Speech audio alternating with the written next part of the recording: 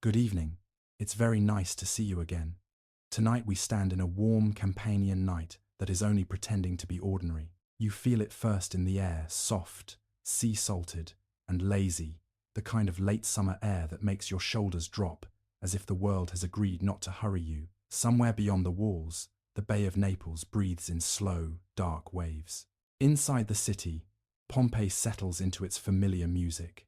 Sandals whispering along stone, a distant laugh, the clink of a cup, the low murmur of a household finishing supper. Even the street lamps, small flames in niches and doorways, seem to flicker with confidence, as if they have lit this same pattern 1,000 times and expect to do it 1,000 more. You walk where you can feel the old engineering beneath your feet. The paving stones are worn smooth by years of wheels and footsteps.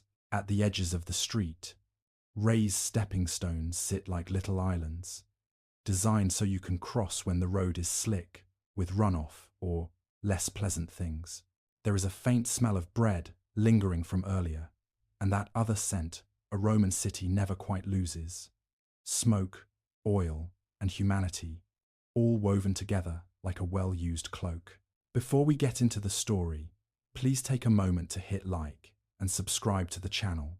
Thank you so much. And if you'd like, leave a comment telling everyone where you're listening from and what time it is for you right now, your city, your country, your little pocket of night, so this ancient street can quietly meet the modern world in the gentlest way. Now, dim the lights, and let's ease into tonight's journey together. You let the present soften around you, and you step fully into Pompeii. It is the year 79 of the Common Era, 79 CE, during the reign of the Emperor Titus. You don't need to see an imperial portrait to feel Rome's reach here. It's in the roads, the language, the currency, the little habits of order that hold the day together. Pompeii is not some sleepy village. It's a busy town with shops, bathhouses, temples, and taverns, with merchants and freedmen and enslaved workers, with visitors drifting in from the countryside and sailors carrying news from the sea. But tonight, you're not here for the big, loud picture. You're here for the hush under it. You slip along a street where the fronts of houses face outward like polite masks. Some doorways are plain, others painted.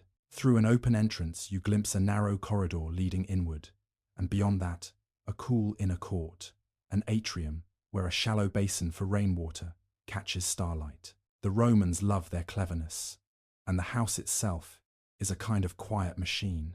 Light guided inward, water gathered, air invited to move. In the shadows, you can almost hear the soft drip into that basin, the kind of sound that makes you sleepy even while standing up. A cat crosses your path with the calm certainty of an animal that owns every street. Somewhere a dog barks once, then thinks better of it. A servant carries a lamp, moving quickly, not looking up.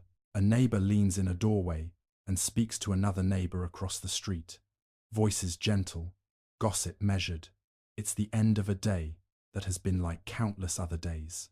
And yet, because history has a way of placing its hand on your shoulder, you notice what people living inside their own present might not. You feel a faint tremor under the stones, a tiny shiver that could be dismissed as a cart rolling in the distance. The Romans who live here know tremors.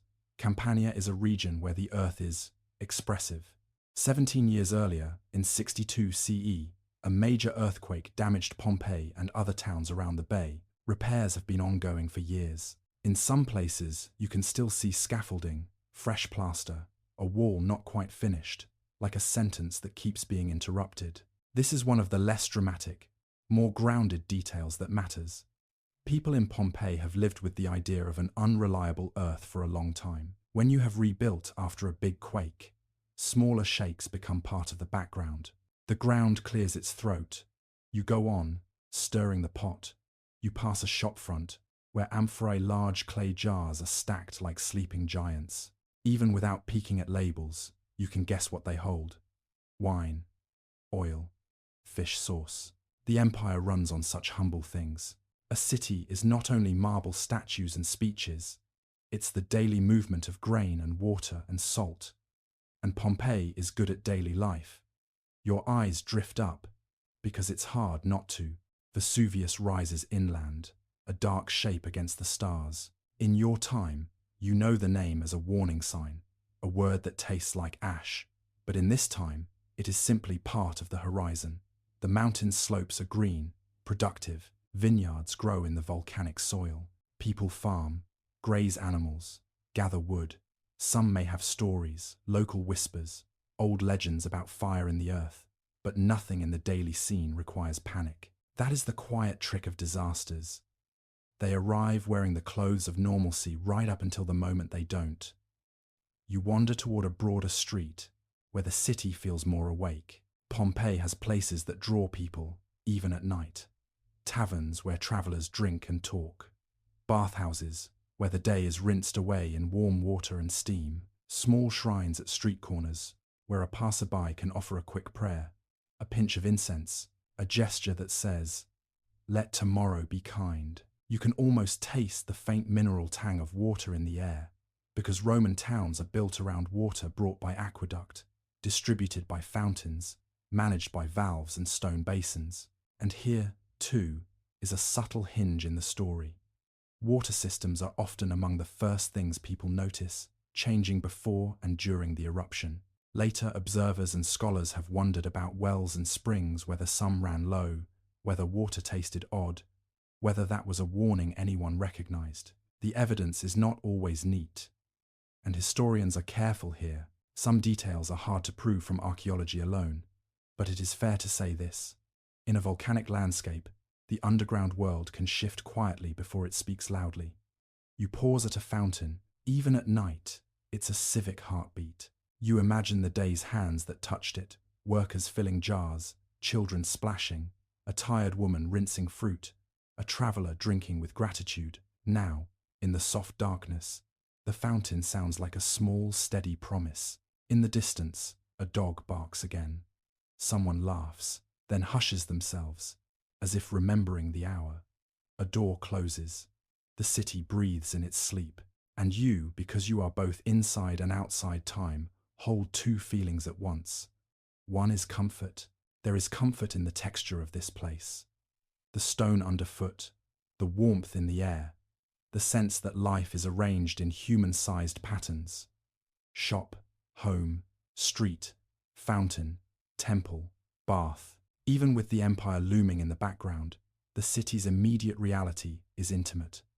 The other feeling is a slow, dawning awareness that comfort is not the same as safety. Historians still argue in small ways about the exact rhythm of the eruption, its precise start time, the sequence of certain phases, the full range of human decisions as it unfolded. What's widely accepted is the broad arc. A powerful eruption in 79 CE sends a tall column of ash and pumice into the sky. Pumice rains down for hours. Later, deadly surges of hot gas and ash, pyroclastic flows sweep through, ending what remains. The timeline is pieced together from geology, archaeology, and written accounts. And in this first section, you are not yet in the eruption. You are in the moment before, the moment that always feels too quiet afterward. You walk past a wall with fading paint, and you remember that Pompeii is famous not only for tragedy, but for the intimacy of what it preserved. Street layouts, homes, graffiti, ordinary objects left mid-life. It's a city that became, unwillingly, a snapshot. People in later centuries will peer into it like a window and think they are seeing Rome as it was. Scholars will gently correct them. Pompeii is its own place, its own mixture of local and imperial, its own social quirks. But it will still feel like a rare gift of detail. Tonight, though, it's simply a living town. You reach a spot where you can look down a long straight street. The stones reflect lamplight in thin ribbons. Somewhere far off, you hear a cartwheel squeak, someone moving late, perhaps a baker's delivery, perhaps a traveler leaving before dawn. The idea of leaving is still normal here. The idea of staying is still normal too. A faint tremor comes again, small, shy, easy to mistake for imagination. You stop and let it pass through you. The ground settles. The night continues. And you realize something gentle and unsettling. If you were truly here, truly only a person of this time. You might shrug and keep walking. You might think about tomorrow's errands, tomorrow's heat, tomorrow's small joys. You might worry about a neighbor's complaint, a debt, a child's cough. You might be more afraid of a thief in the alley than of the mountain on the horizon. Because human beings are built to live in the day-to-day. We are not built to constantly anticipate the improbable. So you do what the city does. You move forward, unhurried. You let the night carry you. And as you pass under the dark outline of Vesuvius, you can almost feel it like a sleeping animal, shifting in its dreams, gathering the breath it will soon release. You keep moving, and the night air stays warm enough to make you forget the season is late summer. The kind of warmth that clings to the stones even after sunset. Pompeii is a place that holds heat, the way a good loaf holds steam, slowly, patiently, as if reluctant to let go. As you walk, the city widens around you like a calm, practiced ritual. There are streets that feel almost private, narrow lanes where you can brush the plastered walls with your fingertips and pick up a dusting of chalky grit. And then there are streets that feel like arteries, broader, louder, meant for wheels and crowds. Even at this late hour, Pompeii doesn't fully go to sleep. It only turns the volume down. You angle toward the center, where the day's busiest life has recently been. The forum, the markets, the public spaces that stitch a Roman town together. In the distance, you can sense the open rectangle of the forum before you see it. The way the air changes when buildings step back and make room for civic pride. The stone here is paler, more deliberate. The architecture speaks in straight lines and old confidence. In your time, you know the names as historical anchors.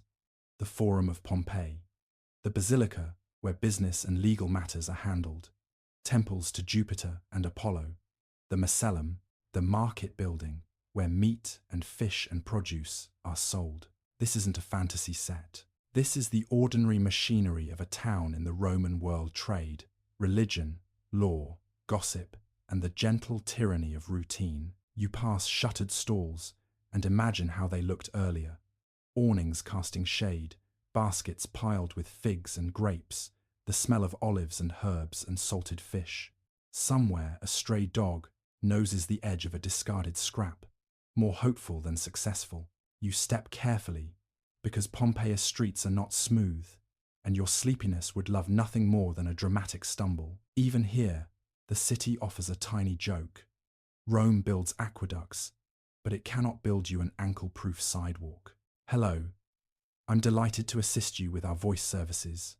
Choose a voice that resonates with you, and let's begin our creative audio journey together. The fountain's face is carved stone, and the basin below it is smooth from years of hands and vessels bumping against it.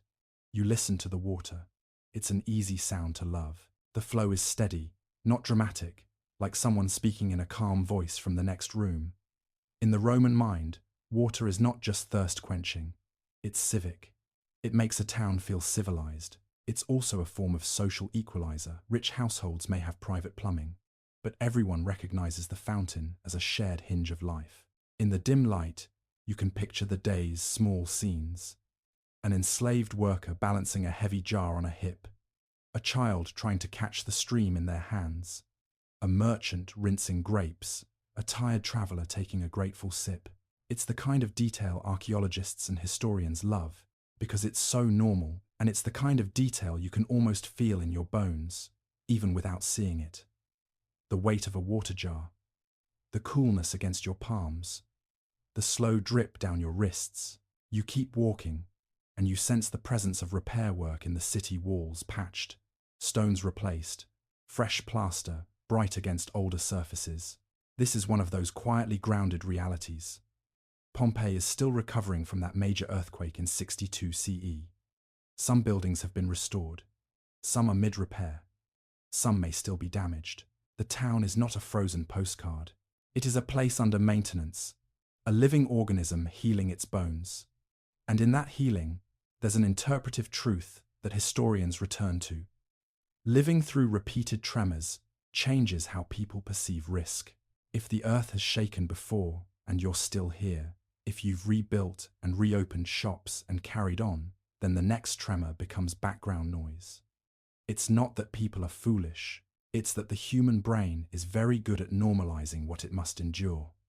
You pass beneath an archway, and the smell changes: more smoke, more food, more people. A tavern is still open, light spilling out onto the street.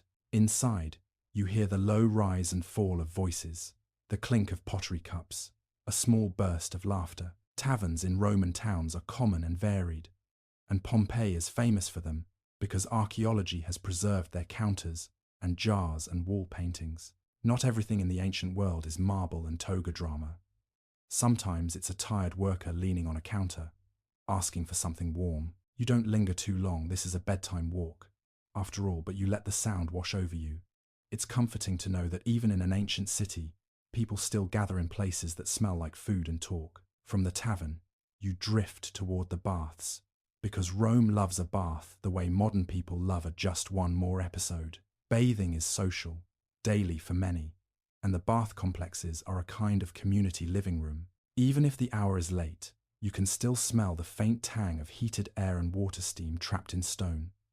Bathhouses have changing rooms, warm rooms, hot rooms, cold plunges. They are systems of comfort and routine. Here you meet another grounded, lesser-known detail that remains safely historical. The baths require fuel and water and constant labor. Slaves and workers maintain the fires that heat the water and warm the rooms. The comfort you feel as a bather is supported by unseen hands and smoky labor. Roman leisure is never entirely separate from Roman hierarchy. You look up again, almost against your will, toward the inland horizon, where Vesuvius sits as a dark presence. The mountain is still quiet.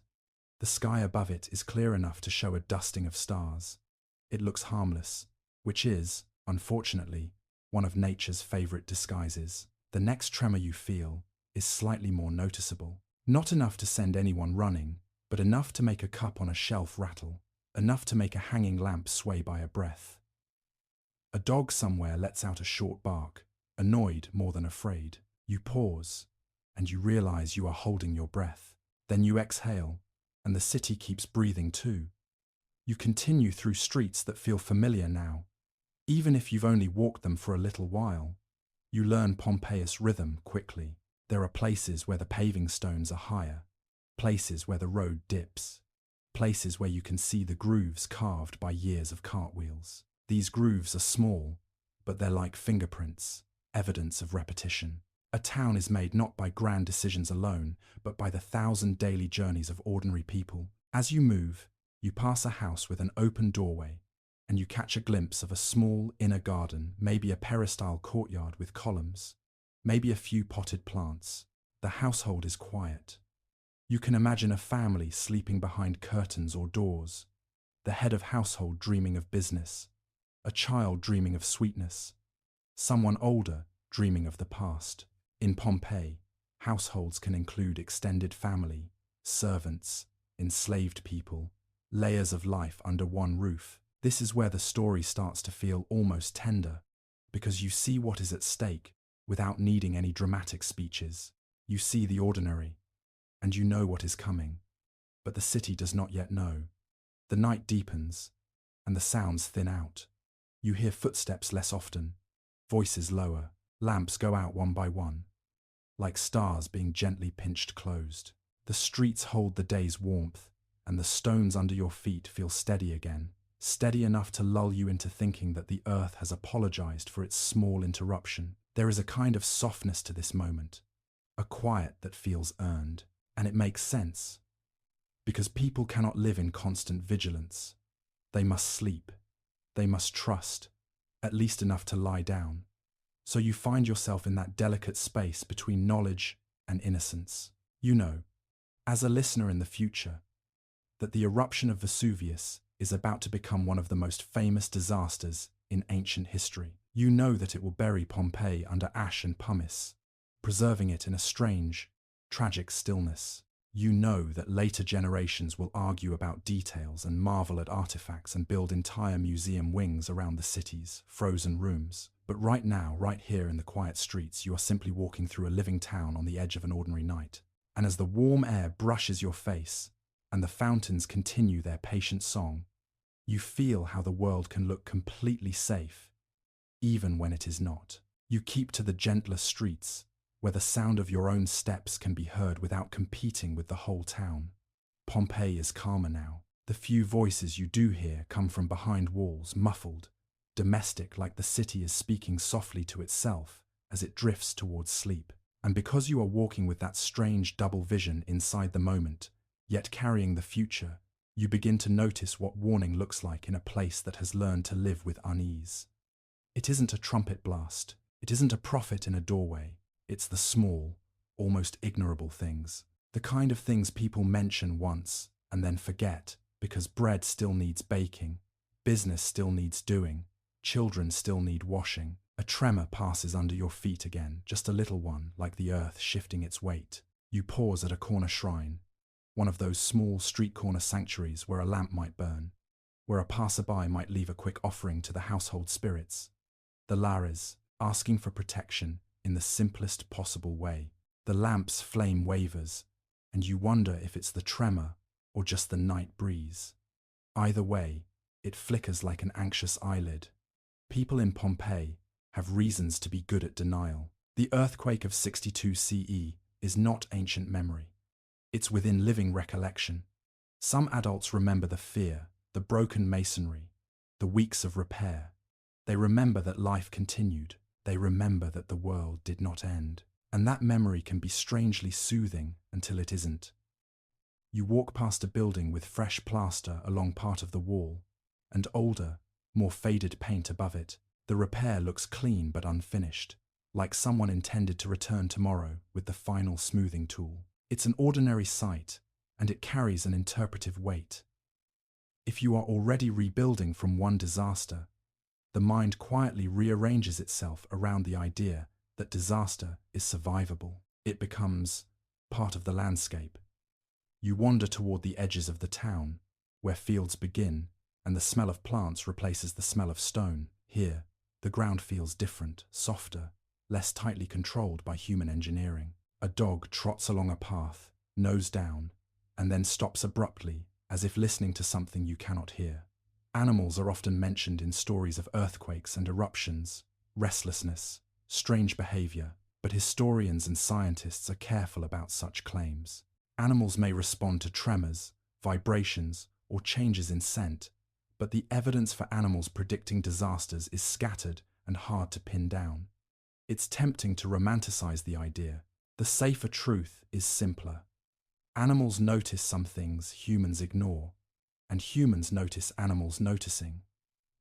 Tonight, you do not need a dramatic omen. You only need the quiet fact that the earth has been muttering more than usual. You drift back toward the town's inner streets, and you catch the sound of someone speaking about it just casually, the way people speak about weather. In a doorway, a neighbor says something like, "Did you feel that?" And another replies with the practiced shrug of someone who has felt too many things to count.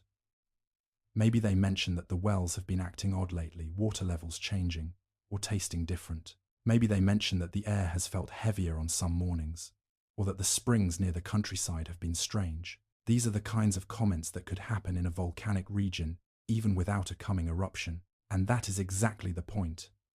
If the baseline is already a little unusual, the truly unusual has to push harder to stand out. You pass a fountain again and listen. The water still runs. The city's little promises have not yet been broken. Somewhere above you, a household finishes its evening ritual. You hear a doorbar slide into place. You hear the soft scrape of a stool on stone floor, the sound of a child's voice sleepy, complaining then quiet. The domestic world of Pompeii is closing itself like a book, and you still walking begin to think about how Roman people understood the ground under their feet. They do not have modern geology, they do not have seismographs or satellite imagery or hazard maps, but they have something else: lived experience, folklore, religion, and the practical knowledge of farming and building. In the Roman world, natural phenomena are often interpreted through a blend of observation and meaning. An earthquake can be seen as a physical event, yes, but also as a sign, a disturbance in the order between gods and humans. People consult priests, read omens, make offerings. They may talk about prodigies, unusual events that might require ritual response. And yet, in daily life, people also simply carry on. This is one of those historians' tensions. The ancient world is full of religious practice and belief, but that does not mean every tremor sends everyone running to a temple in panic. Often, life proceeds with a kind of pragmatic piety. You offer a prayer, you strengthen a wall, you go back to work, you step into a quieter lane and pass a small workshop. The smell of metal and soot clings to the air. Maybe it's a blacksmith's place, or a craftsman who works with tools. Pompeii's economy depends on many such small trades. Bakers, fullers who clean and process cloth, potters, carpenters, and countless others. The town is not just villas and frescoes, it is labor. And labor teaches people to measure risk in practical ways. Is the roof stable? Is the wall cracked? Can we keep the shop open? You pause and look at a wall where someone has scratched or painted words, a bit of graffiti. Pompeii's walls, preserved later, are famous for this. Political slogans, advertisements, jokes, sometimes affectionate messages, sometimes crude ones. The whole range of human expression. You do not need to read anything specific tonight. The point is enough. People in Pompeii are not living like characters in a tragedy. They are living like people, arguing, flirting, campaigning, complaining, laughing, and in that laughter, the warning signs become background noise. Another tremor, slightly stronger. You feel it in your stomach more than your feet, like a subtle wave passing through you. Somewhere, a roof tile shifts with a small click. A hanging lamp swings. A distant shout, annoyed, not terrified, someone calling to another person. Careful, then calm again. It would be easy to imagine this as a city on the verge of panic, but a more historically grounded tone is quieter. A city on the verge of continuing, because the human brain is stubbornly loyal to routine. And yet beneath that routine, there is a growing sense that something is changing. A feeling that the earth is not quite settled. A feeling that sleep might be shallow tonight. You pass by a small shrine again, and you notice offerings, maybe a bit of food, a small token. These little acts are not dramatic. They are intimate. They are the kind of thing that makes you feel the people of Pompeii as real, not as museum figures. Someone, earlier, took a moment to ask for protection. Someone worried enough to do that. Historians still debate how much warning people actually perceived before the eruption itself. There are no clear records of the day before. Everyone knew. The best-known ancient written account comes from Pliny the Younger, who describes the eruption from across the bay, likely from Misenum, and later writes about it in letters. He is not describing Pompeii's last calm evening in detail, so modern reconstructions rely on geology, archaeology, and careful inference. And the careful inference is this. There were likely earthquakes and tremors leading up to the eruption, and people in the region were familiar with them, which means the warnings were there, but not necessarily readable. You let that thought settle like dust. In the distance, Vesuvius remains a dark mass. In daylight, it would look like a mountain that belongs to the landscape. At night, it looks like something older, something listening. And you find yourself thinking about how often history turns on such quiet moments. Moments when people do not yet understand the shape of what is coming. Moments when a city is still a city and not yet a story. You slow your steps. The night feels thicker now, not colder, just heavier. Maybe it's only your imagination. Maybe it's the way ash and gas can begin to stir deep within a mountain long before it breaks the surface. You cannot prove the feeling in this instant, but you can feel the suspense in the air, the way a room feels right before someone speaks. And as you walk through Pompeii's sleeping streets past repaired walls, past murmuring fountains, past doorways that have closed for the night, you sense the town's quiet faith in tomorrow, a faith that has carried it through tremors before, a faith that will soon be tested in a way no one here can yet imagine. The night finally loosens its grip, not with a sharp sunrise, but with that slow grey brightening that makes the world feel half awake.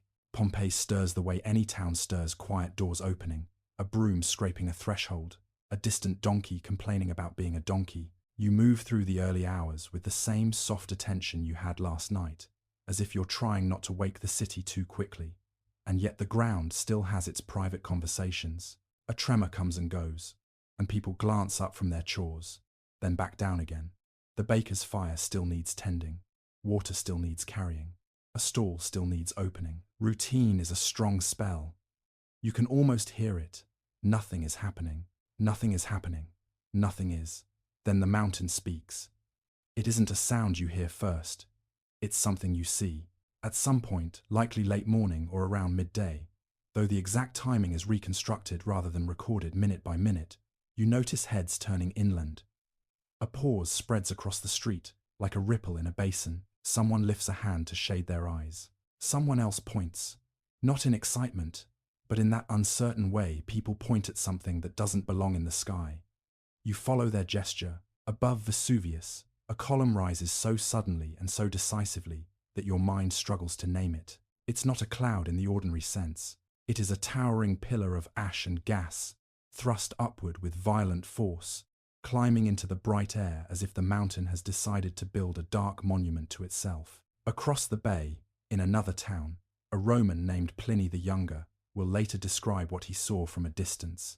He will say the cloud looks like a pine tree broad at the top, trunk-like beneath, because that is the closest shape the human mind can borrow from the natural world to describe something entirely unnatural. You can almost see why. The column rises straight, then spreads outward into a canopy, blooming into a vast, branching crown. For a moment, the city holds its breath. You stand in the street with everyone else, and the ordinary becomes fragile.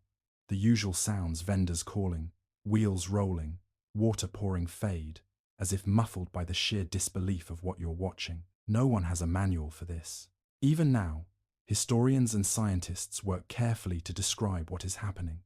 A major Plinian eruption, named after Pliny's account, sending ash and pumice high into the atmosphere.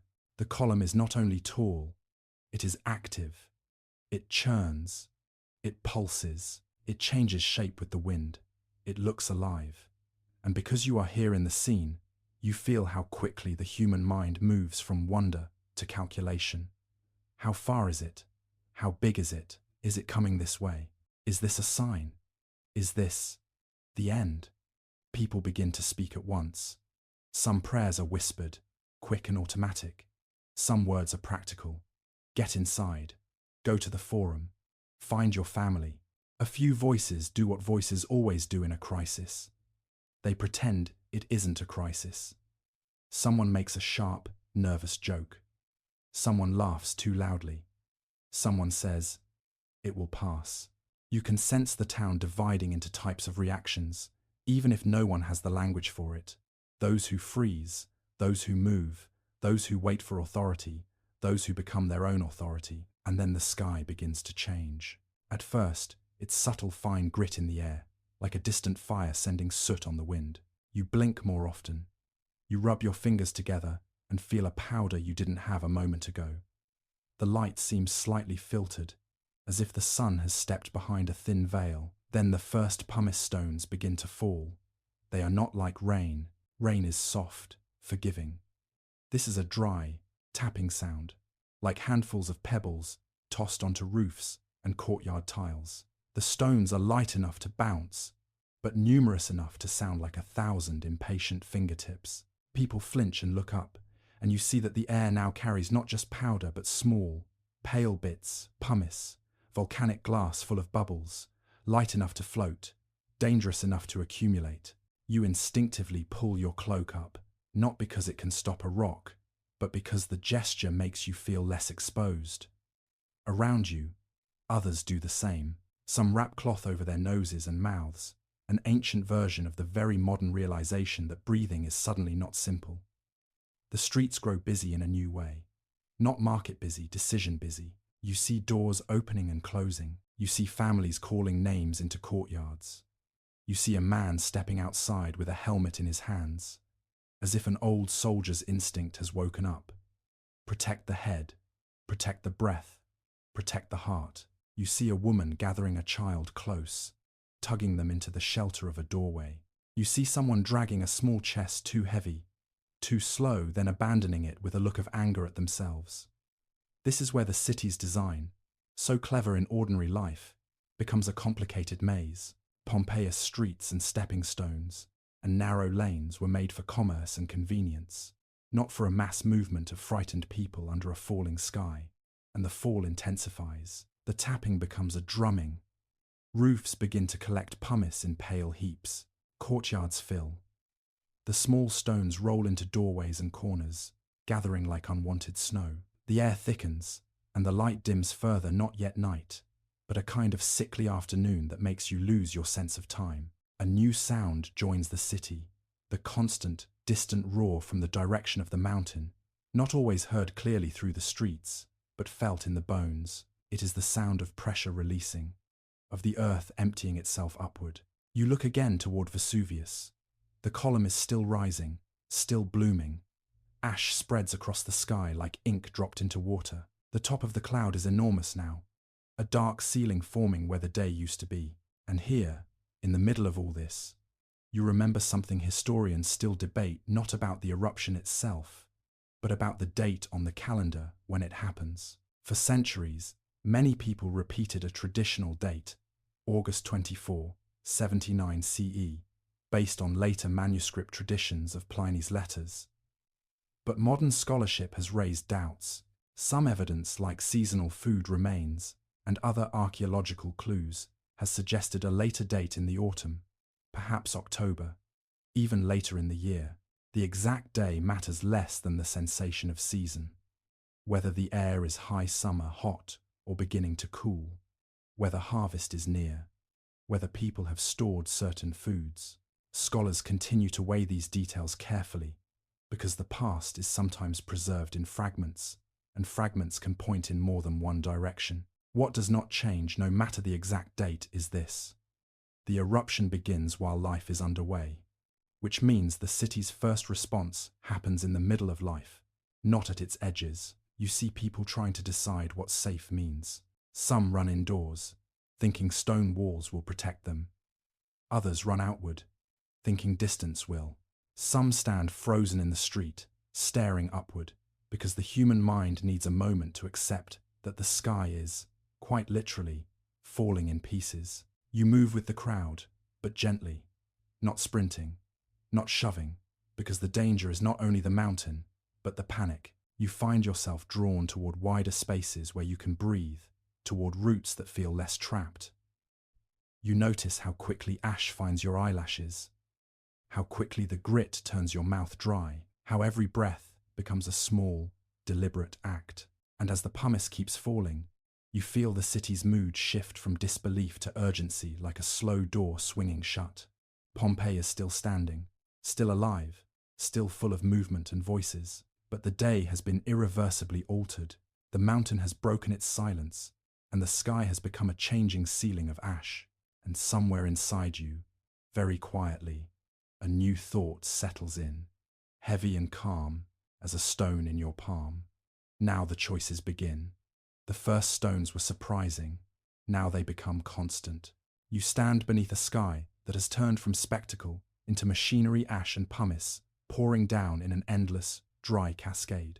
The sound changes as it thickens. What was a tapping becomes a steady rattle, then a hard, restless drumming on rooftops, on shutters, on the rims of jars, on the backs of people who didn't think to cover their heads. You tilt your face down and squint through the grit. The air tastes chalky, dry enough to make you swallow just to remember what saliva feels like. Your eyes sting as if you've been standing too close to a cooking fire, and you keep blinking, slow and stubborn, trying to keep the world in focus. Somewhere inside the cloud, daylight still exists. But in Pompeii, the light is turning grey and thin, as if the sun is being wrapped in cloth. Shadows lose their edges, colours dull. White pumice begins to make the streets look strangely pale, as if the city is being dusted with flour by an unseen baker who has lost control of the sack. And the pumice itself is so odd, so deceptively light, that your mind keeps trying to demote it to a nuisance. It doesn't land with the weight of real stones. It bounces, it rolls, It gathers in corners like spilled grain. But it doesn't stop. This is the long, punishing middle of the eruption, the sustained fall that modern scientists describe as part of the Plinian phase. When the eruption column remains high and the wind carries material down over towns like Pompeii, it lasts for hours. It has time to become more than a storm. It becomes a new environment. You look up at a roofline and watch pumice piling along the edges, thickening on the tiles. Roman roofs are practical things: wooden beams, rafters, layers of curved terracotta tiles that overlap like scales. Strong, yes, but strength has limits, especially when the snow isn't melting, and the pile grows heavier by the minute. You hear it before you see it. A creak, a groan, a brittle complaint from timber under pressure. Someone shouts, and the shout is swallowed by the relentless rattle of falling stone. A few people run out from under an awning just as part of it buckles, sagging under the accumulating load. This is one of the simplest, most grounded truths of Pompeii's catastrophe. The falling pumice doesn't only threaten by hitting, it threatens by staying, by collecting, by turning roofs into collapsing traps. You move quickly now, not in a panicked sprint, but with the urgent efficiency of someone who has decided that being outdoors and being indoors are both dangerous in different ways, and you must choose the least bad option with every step. In the street, you see people improvising protection in ways that feel instantly human, instantly believable. A man holds a wooden board over his head, like a lid. Someone else balances a basket upside down as a crude helmet. Another has pulled a cushion or folded cloth into a thick pad, pressing it to their skull beneath their cloak. You catch a brief, almost absurd thought: how the empire that can build aqueducts is still reduced, in a crisis, to find something soft and put it on your head. Even that small humor has a sleepy gentleness to it, a reminder that humans remain humans, even as the world becomes unfamiliar. You make your way toward broader streets, trying to avoid narrow lanes where pumice is already deepening into treacherous drifts. Your sandals slip once, and your heart jumps, because falling now would mean losing time, losing breath, losing direction. You steady yourself against a wall, and the wall's plaster is dusted grey. The texture clings to your fingertips. The city around you is loud in a new way, not with music and commerce, but with urgency. Footsteps crunching, doors banging, voices calling names. Here, this way. Are you inside? Children cry. Someone prays. Someone argues.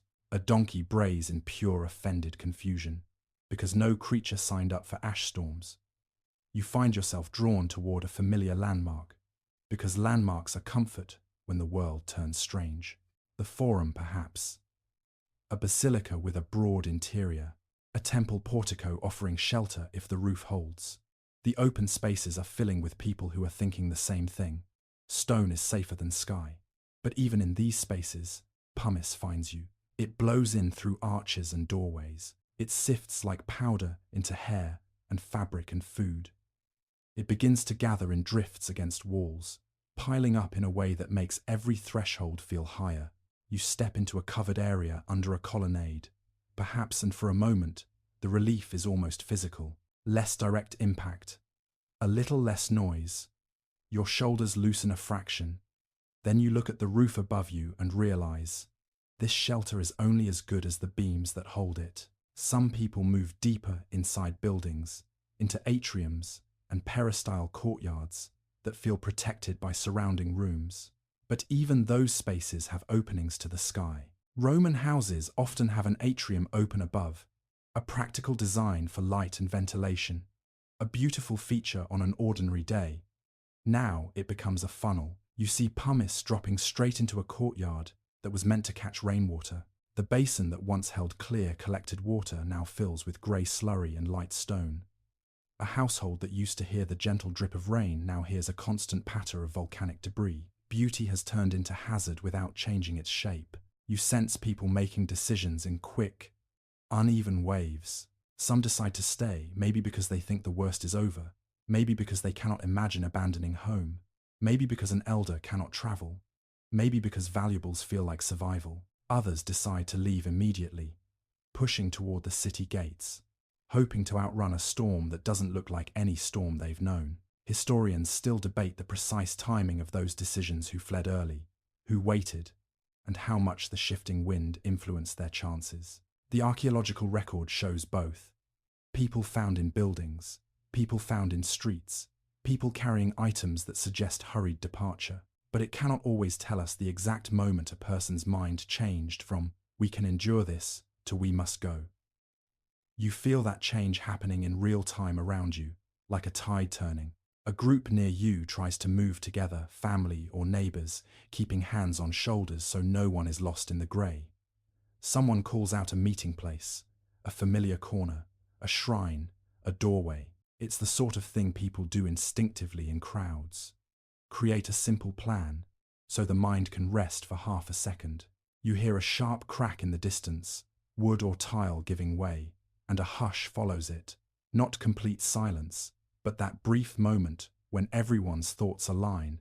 That could happen here, and the pumice keeps falling. Hours pass in a way that doesn't feel like time passing.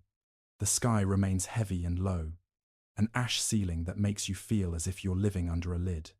The light dims further. It becomes hard to tell whether it's afternoon or evening, whether the sun is behind the cloud or already sinking beyond it. You breathe through cloth when you can. You keep your mouth closed when you can. You wipe your eyes with the edge of your sleeve, and the sleeve turns grey. You notice the city's sounds changing as visibility drops. Voices become closer, more urgent. People stop calling across distances they can no longer see. Instead, they call near. They touch, they listen. A new kind of navigation takes over: less sight, more memory. You walk by habit, by the remembered curve of a street, by the feel of a wall's edge under your palm.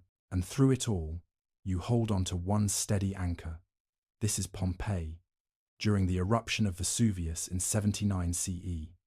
A day that will be remembered, not because the ancient world lacked disasters Rome knew: fires, earthquakes, wars, but because the city will be buried in a way that preserves it, sealing ordinary life into layers of ash and time.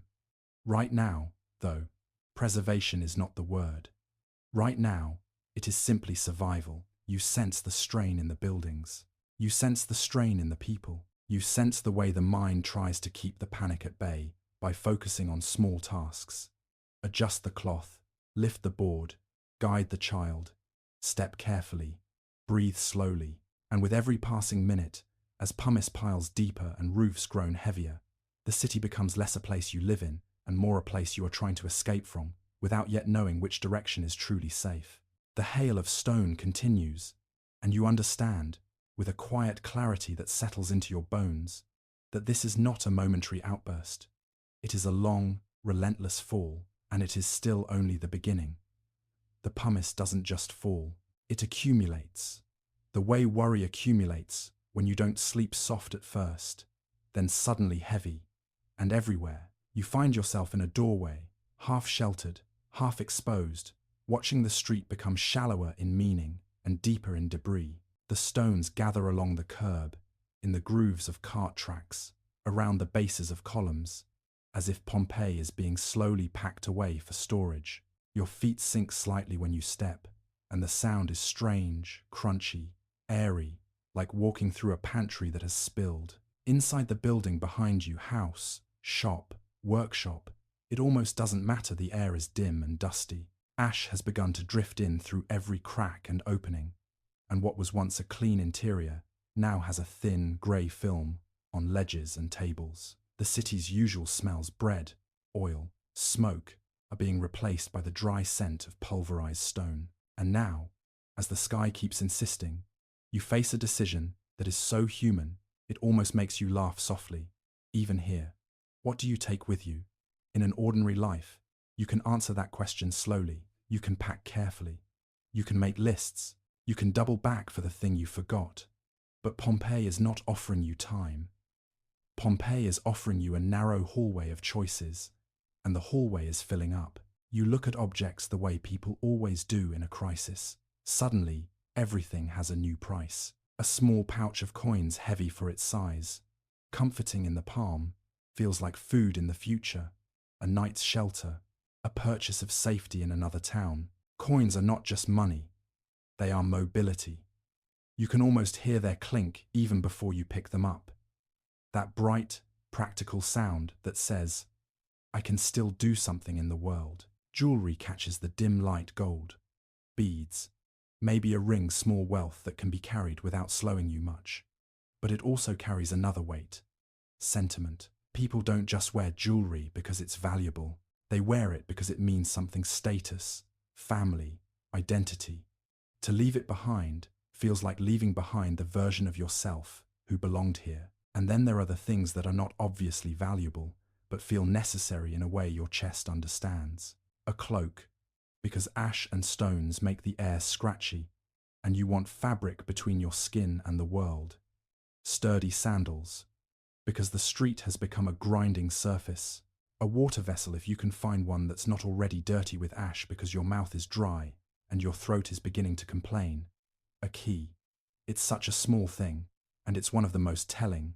In Roman life, keys exist for doors, for chests, for storerooms, for the little boundaries that separate mine from not mine. People carried them on rings or cords. To take a key with you is, in a way, to act out a hope. I will come back. This door will matter again. Archaeology has found hints of this human logic. People caught during the eruption sometimes have keys, coins, personal items with them, as if they were leaving in haste, but still clinging to the thread of return. It doesn't prove every thought in every mind, but it's a grounded detail that feels painfully plausible. When the world becomes uncertain, you reach for what makes you feel you still have a home. You stand in that doorway and let your eyes sweep the space. What can be carried without costing you your breath? What can be held without stealing a hand? You'll need to steady a child, or guide an elder, or cover your face, because the ash is making the simplest acts complicated. Breathing is labor now, and every extra burden makes that labor harder. You watch someone nearby, maybe a neighbor, maybe a stranger, attempt the classic mistake of emergency packing. They grab too much. A bundle becomes a chest becomes a dragged burden. The burden becomes a delay. They haul it a few steps, and then stop, shoulders rising, breath rasping. For a moment, you see the battle on their face, dignity against physics.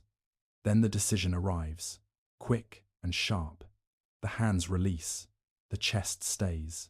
In the falling pumice, abandonment looks like betrayal, but it is also wisdom. The mind wants to save the past, but the body insists on saving the future. You make your own choices smaller and smarter. You gather what fits close. Coins, perhaps, and a few personal items.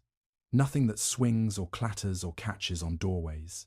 You wrap them in cloth, not only to keep them together, but to keep them quiet.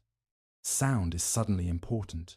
Shouts are hard to locate in a muffled, ash-thick world. Panic can bloom from a single sharp noise. You wrap cloth around your mouth again. You have already learned that lesson. The ash is not just unpleasant. It turns your throat into sandpaper. You try to breathe through your nose, but even that feels like pulling air through wool. All around you, the city is making the same calculations, each person at their own threshold.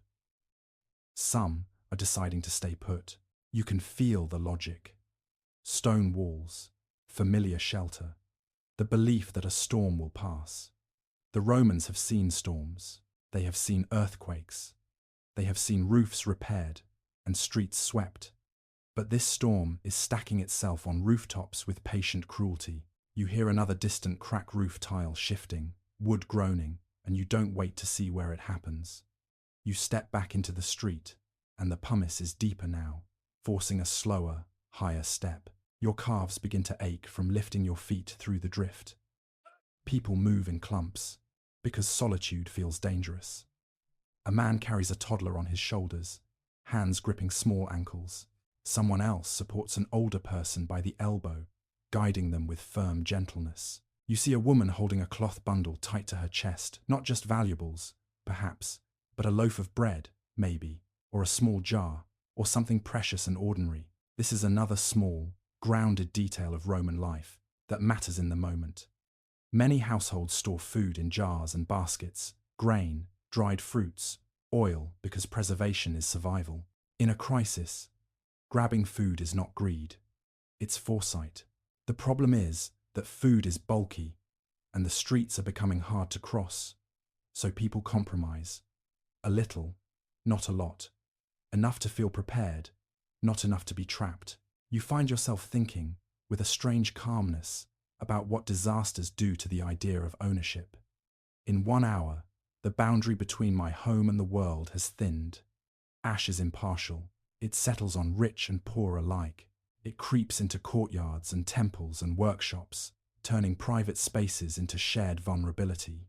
And yet, the human instinct to carry mine remains fierce. Some historians have wondered about this very human behavior, whether the act of taking valuables slowed some people down, whether it tempted them to wait longer, whether it gave them hope or cost them time. It's hard to know in any individual case. What's clearer is that the archaeological record shows both. People who seem to have fled with belongings, and people who appear to have stayed, perhaps choosing shelter over flight until shelter failed them. You move past a doorway where a household shrine sits small figurines, a niche, a sense of the sacred tucked into domestic space.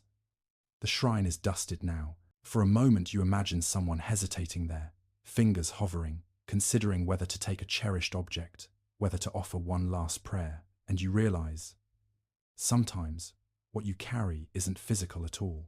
Sometimes you carry a sentence, please let us live. Sometimes you carry a promise, I will not leave you. Sometimes you carry the simple act of putting one foot in front of the other, over and over, through the drift. The pumice continues its relentless fall, and the sky darkens further, as if evening has arrived early and decided to stay. You can no longer trust your sense of hour.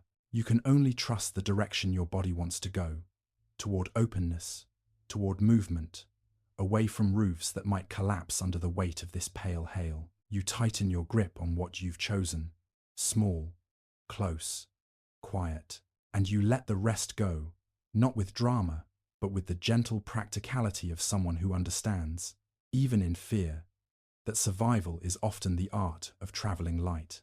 You step forward with your small bundle held close, and immediately the street answers with its own stubbornness. Pompeii is narrowing, not because the stones have moved, though the ground still trembles now and then, but because people have moved into every usable space, and the city's beautiful, efficient layout has become a puzzle made of bodies, debris, and urgency. The pumice has built little ridges along the edges of the road. It is ankle deep in some places, deeper in others, where the wind has nudged it into drifts. Your feet crunch and slide, and you keep your knees slightly bent, as if you're walking on a ship's deck. The air is dimmer now, the light tinted with grey, and you realize your eyes are doing that tired thing, trying to interpret shapes in low visibility and occasionally inventing a doorway where there is only shadow. You reach an intersection and find it clogged. A cart has tried to move through someone's desperate attempt to carry goods, a child, an elderly parent, or simply the most valuable part of their livelihood. But the wheels have sunk into the pumice, and the street's worn grooves, which once guided carts smoothly, now hold the wheels like a trap. The driver shouts, a hoarse, cracking sound, and two men push at the side, muscles straining, sandals slipping. Around them, people hesitate. Do you squeeze past? Do you help? Do you wait? And this is where the crowd begins to behave like a living thing, compressing, pulsing, impatient, frightened. You edge toward the wall to slip by. But you're not alone in that thought. The narrow space between cart and building fills instantly with shoulders and elbows. Someone bumps you, hard enough to jolt your breath, and you catch yourself against the plaster. You feel a sharp flare of irritation, yes. Even here, even now, because sometimes fear turns into elbowing, and elbowing turns into anger. Then you soften it, because the person who shoved you is not your enemy. They are simply a human trying to get through a doorway that is closing. This is one of those moments where you can see how disasters create a second danger. The crowd itself. Not from cruelty, necessarily, but from physics. Too many people in too little space. Moving with too little information. A voice calls out a name, maybe a child, maybe a spouse, and the call is swallowed by the dull roar of falling pumice. Another voice answers from somewhere you can't locate, and for a moment the sound seems to come from everywhere at once. The city's stone walls reflect and distort. In the dimness, you begin to understand how easy it would be to lose someone within a few steps. You press on, using the oldest navigation trick there is. Keep one hand near the wall. Keep your body angled. Move like water through cracks. At a doorway, a group is gathered half inside, half out, trying to decide whether to shelter or flee. The doorway itself becomes a bottleneck, and you can feel the tension in the air. Those behind want to push forward. Those inside want to pull the door shut. Those in the middle want everyone to stop existing for a moment so they can think. You catch a glimpse into the interior, an atrium dim with dust, a rainwater basin filling with grey slurry. Someone has piled furniture near a wall, as if making a barricade against what? Exactly. The mind wants something to do, and so it builds little fortresses. You keep moving.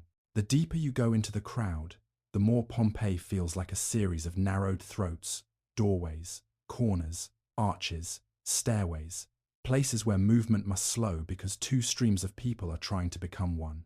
Some are going inward, convinced that stone walls are safety. Others are going outward, convinced that distance is safety. And between them, the city is filled with hesitation. You pass near the forum, and it is no longer a place of civic dignity. It is a gathering bowl. People cluster under colonnades, under porticos, in the shadows of temples. The open center is dusted white and grey, and above, the sky looks like a low ceiling of ash. A few figures, perhaps local officials, perhaps simply confident, men with loud voices, try to direct movement, pointing, shouting, gesturing. Their authority is improvised. In the Roman world, there are officials and social hierarchies, yes, but a volcanic eruption is not a legal case. It does not care about rank. In crises, leadership often belongs to whoever can make a plan sound believable. You hear someone insist that the worst is already falling, that this is the main danger, that if you stay under strong stone, you will be fine. You hear someone else argue that roofs will collapse, that the city will be buried, that the roads must be taken now.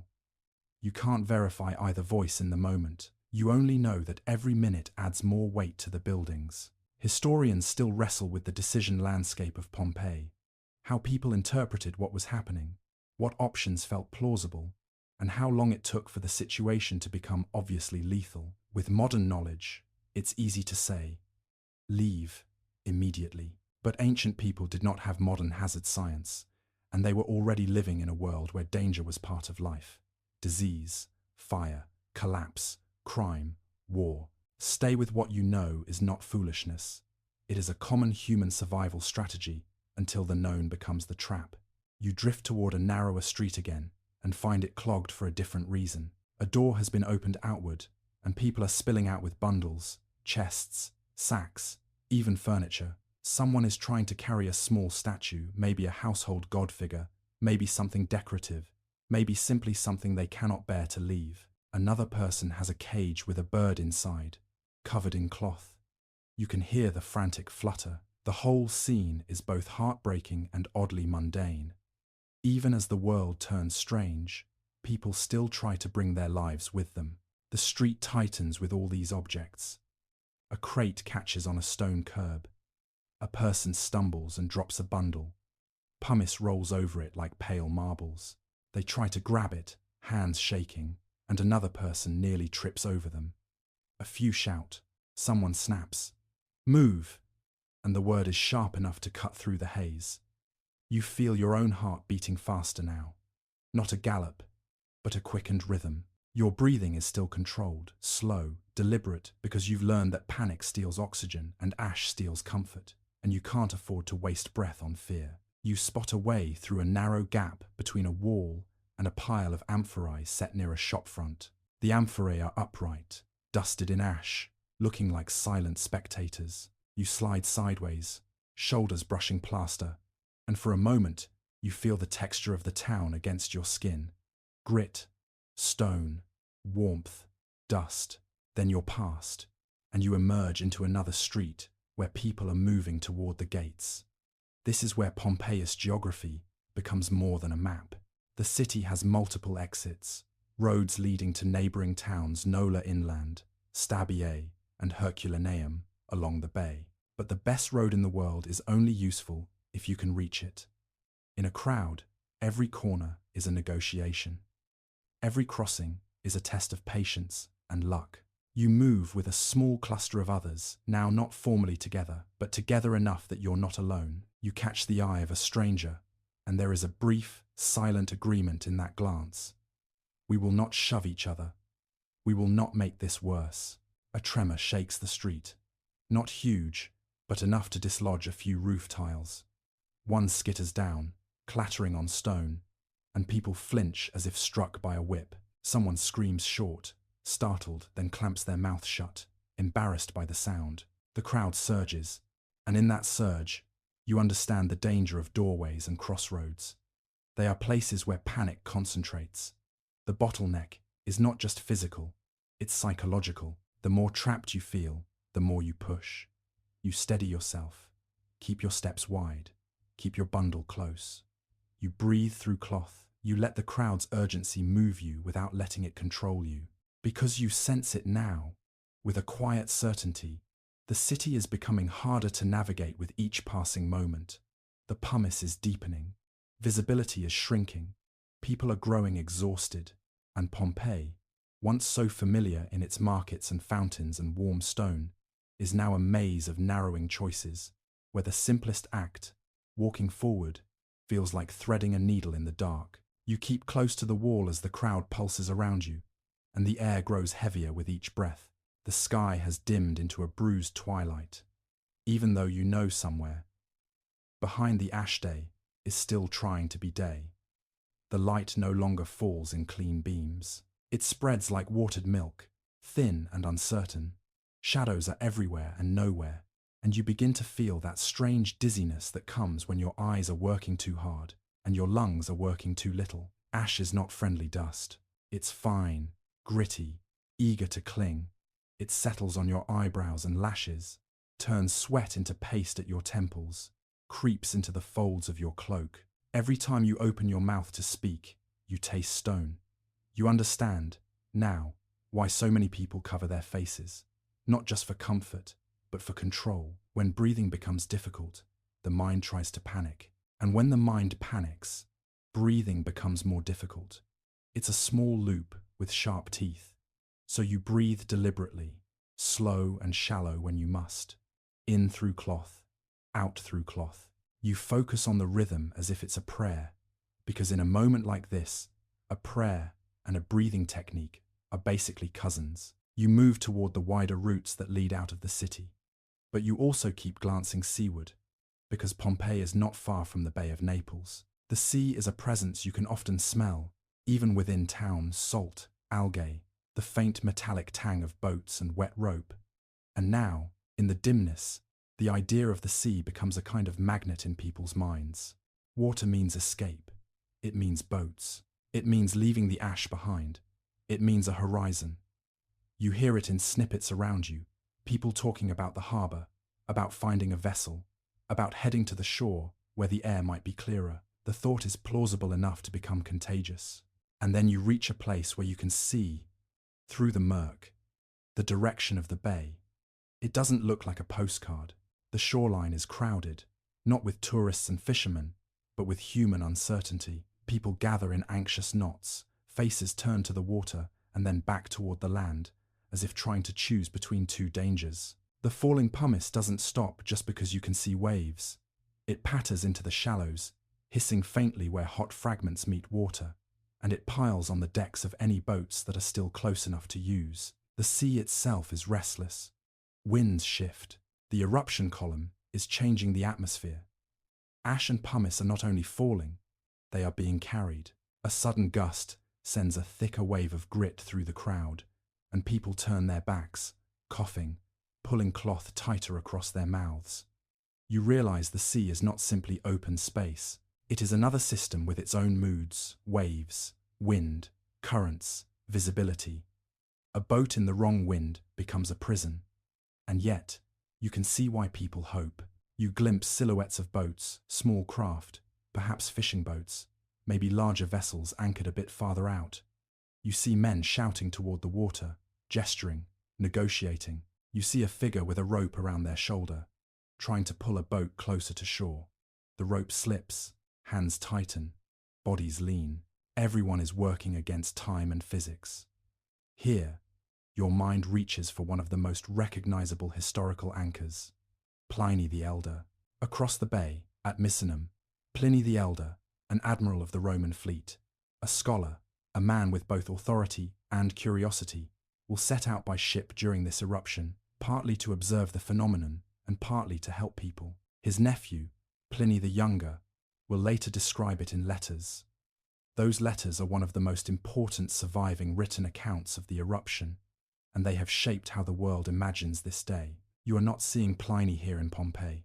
You are simply aware that elsewhere, ships are indeed being used, some to approach, some to flee, some perhaps trapped by the wind and ash. The sea is part of the story, but not a simple escape hatch. You stand at the edge of the crowd and weigh the options the way people around you are weighing them fast, imperfectly, under stress. If you can get onto a boat and the wind allows it to leave, you might outrun the falling pumice. You might find clearer air. You might reach another town along the coast. But boats require access, agreement, and luck. They require someone willing to take you, or room for you, or a price you can pay. They require the sea to cooperate, and the sea, today, is in a mood. You watch someone step toward a boat with a bundle and hesitate. The bundle is heavy. The person is exhausted. The boat's edge is slick with ash. Another person reaches out a hand, and for a brief moment there is that human flicker, help offered, help accepted. Then a gust pushes ash into everyone's faces, and the moment dissolves into coughing and blinking and frantic wiping. A child cries thin, worn down, and the sound cuts through the haze like a needle. Someone hushes them automatically, as if quiet can improve the air. It can't, but the gesture is tenderness, and tenderness is one of the few things that still belongs to you. You notice the waves slapping the shore in an uneven rhythm. You notice a strange, unsettling detail. The waterline seems to shift more than usual, as if the sea is pulling back and pushing forward in confused breaths. Volcanic activity and earthquakes can disturb water in complex ways. Waves, surges, unusual movement. But it is hard to reconstruct exactly what any one person at the shore experienced in Pompeii in that exact hour. Historians and scientists are cautious here. It is safer to say that the sea was likely affected by wind and ash at minimum, and potentially by seismic disturbances as well. Either way, it does not feel stable. You also notice the ash drifting over the water, blurring the boundary between sea and sky. The horizon is no longer a clean line. It's a smudge. A boat that sets out into that smudge is leaving sight behind. You feel, in your body, the fatigue of standing in this gritty air. Your throat feels raw. Your eyes burn. Your shoulders ache from the constant slight hunch, the instinct to protect your head. And you realize that escape is not just about direction, it's about endurance. Some people decide to commit to the sea. They push forward, climbing, bargaining, pleading. Others decide to turn back, perhaps toward the city gates, perhaps toward higher ground inland, perhaps toward any road that feels like it leads away from the mountain. And you, still trying to survive without pretending you have perfect knowledge, sense that the safest choice might be the one that keeps you moving away from enclosed streets and fragile roofs. Because while the sea might carry you away, it might also trap you in ash-blind wind with nowhere to land. You step back from the shoreline, not with certainty, but with the quiet practicality of someone who recognizes an unreliable route. As you move away, you hear the sea behind you, a persistent, complicated sound, a reminder that nature is not one thing. It is many things at once, each with its own force and indifference. You turn your face away from the ash gusts, pull your cloak tighter, and let your feet choose again. Away from the crowded edge, away from the collapsing city, toward whatever open route might still be passable. And behind you, the bay keeps shifting, half hope, half risk, while the sky continues to fall. You leave the shoreline behind, and the farther you step from the sea, the more the world becomes sound and touch. Pompeii is dim now, so dim it barely feels like late afternoon anymore. The ash has turned the air into a thick curtain, and the falling pumice has built a soft, grinding layer over every surface. When you inhale, even through cloth, the air feels dry and used, as if someone else has already breathed it first. The city's familiar shapes, doorways, columns, corners, are still there, but they arrive late to your eyes. You see them only when you are close. You begin to move like a person in fog, one hand occasionally reaching out to confirm that the wall is real, that the street still runs where you remember it running. And the strangest thing happens to time. It stretches. In a normal day, a walk across Pompeii has a rhythm. Market, fountain, corner shrine, the forum's open space, the bath's warm breath. Now, every 10 steps feels like a small expedition. Every pause to cough feels like minutes. Every decision, left or right, shelter or road, takes up too much room in your mind, crowding out everything else. You hear people before you see them. Their voices are closer, more anxious, and often unfinished, chopped by coughing. A man calls out, "This way," and then the sentence dissolves into rasping breath. Another voice answers, "Stay together," and that one dissolves too. It's as if language itself has become difficult, like breathing. You walk past a familiar building by memory rather than sight. You can tell it's a bath complex not because you see steam, there is no steam in this ash, but because you recognize the shape of the walls and the way the street widens near it. The baths that once promised warmth and leisure now feel irrelevant, like a joke from another life. The light continues to fade. Not the gentle fading of evening, but the heavy fading of a lamp being smothered. Ash thickens, and with it, the sensation of being underground though you are still in the open street. The sky presses down, and you begin to understand why ancient eyewitnesses described this kind of darkness as uncanny, almost cosmic. It doesn't feel like weather. It feels like the world has changed its rules. You think of Pliny the Younger, again not because he is here, but because his words echo across time. He describes darkness so deep that people carried lights and still felt blind. He describes the fear that the world might be ending, that the gods might have turned their faces away. He is writing from across the bay, and yet the sensation he captures is something you can feel in Pompeii too. The collapse of normal light, the collapse of certainty. You notice small points of flame in the haze lamps carried by trembling hands. Their light is weak, not because the flame is small, but because the ash eats brightness. The glow makes nearby faces appear briefly, then vanish again. A woman's eyes wide with grit and exhaustion, a child's cheek smeared grey, a man's jaw clenched as if he's biting down on panic. The faces appear like ghosts, not dead, just half hidden by the air itself.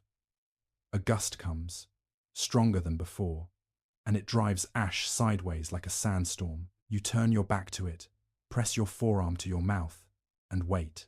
The gust passes, but it leaves a new layer on your shoulders, on your hair, on the very idea of clean. Your throat tightens.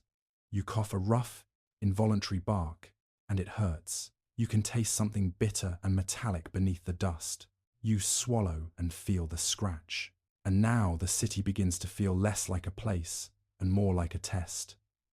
The pumice underfoot shifts when you step, making balance uncertain. The stepping stones that used to help you cross wet streets are partially buried, their tops dusted white. They are less useful now, little islands in a sea of debris. The grooves carved by cartwheels have become channels for pumice, guiding it along the road as if the street is funneling the mountain's gift into your path. Somewhere nearby, a roof collapses. You don't see it clearly, but you hear the unmistakable sound. A deep crack, then a rumbling crash, then a soft, continuing hiss as dust rises.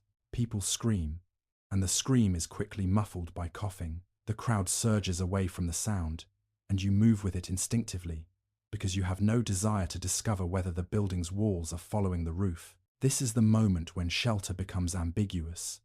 Stone walls are not comforting when the roof can fall.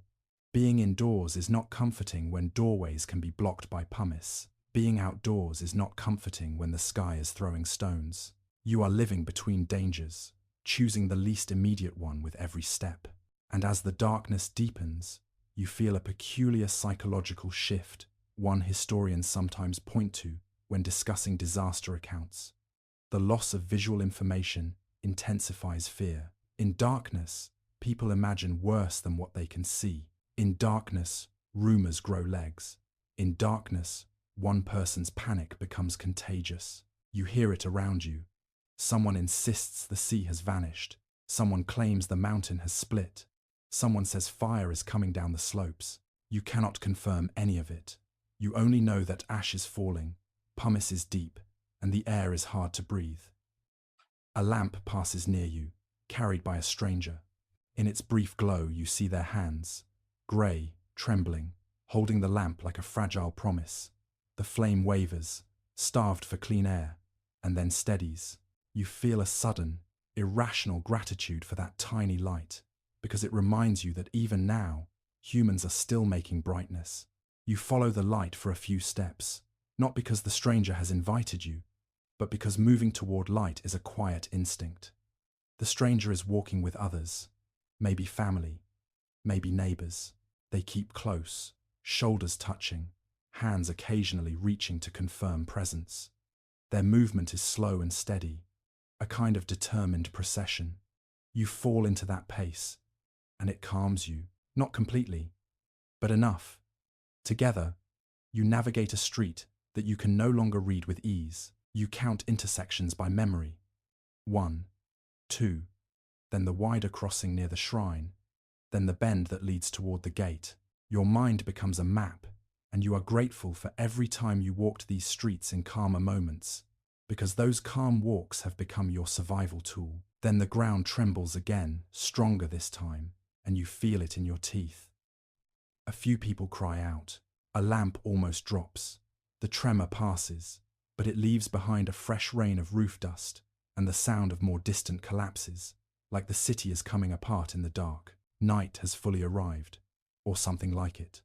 Whether the sun has actually set is irrelevant. Pompeii is under an ash-made night, and you are moving by memory and by the faint, stubborn glow of human-made fire. You keep your cloth to your mouth. You keep your steps careful. You keep your bundle close, and you begin to sense, in the way the air itself feels, that the eruption is changing again, that the long fall of pumice may not be the last form this disaster takes. The darkness is not just a lack of light, it is a warning that the story is turning. You keep walking in that ash-made night, and your world becomes a small circle. The ground beneath your feet, the wall near your fingertips, the next breath behind your cloth, the faint lamp glow ahead like a tired star. The city is quieter in one sense, fewer ordinary sounds, fewer casual voices, but louder in another. Every cough sounds amplified. Every stumbling step sounds urgent. Every distant crash, roof, beam, tile lands in the mind like a stone. The pumice fall continues, but it begins to feel different, less like a steady hail, and more like bursts and lulls, as if the sky is pausing to decide what to do next. You can't see the eruption column now. You can only feel its consequences in the shifting weight of the air. You pass a doorway where people have gathered under an overhang, faces tilted upward, listening. Not watching, listening. That alone tells you how dark it is. A man mutters, half to himself, half to whoever is nearby, that this cannot last, that the gods would not allow it, that dawn will come and the mountain will calm. Another voice answers with a hard little laugh that has no humor in it. Someone else whispers a prayer, small, repeated, almost automatic. And then through the darkness, you sense the first truly dangerous change in the atmosphere. A wind that is not just wind. It arrives as a pressure shift, subtle at first, like the air itself taking a breath. The ash around you stirs, not in a gentle swirl, but in a purposeful movement. The fine grit lifts off surfaces and begins to drift in a low sheet along the street, hugging the ground. You don't know the term, pyroclastic surge.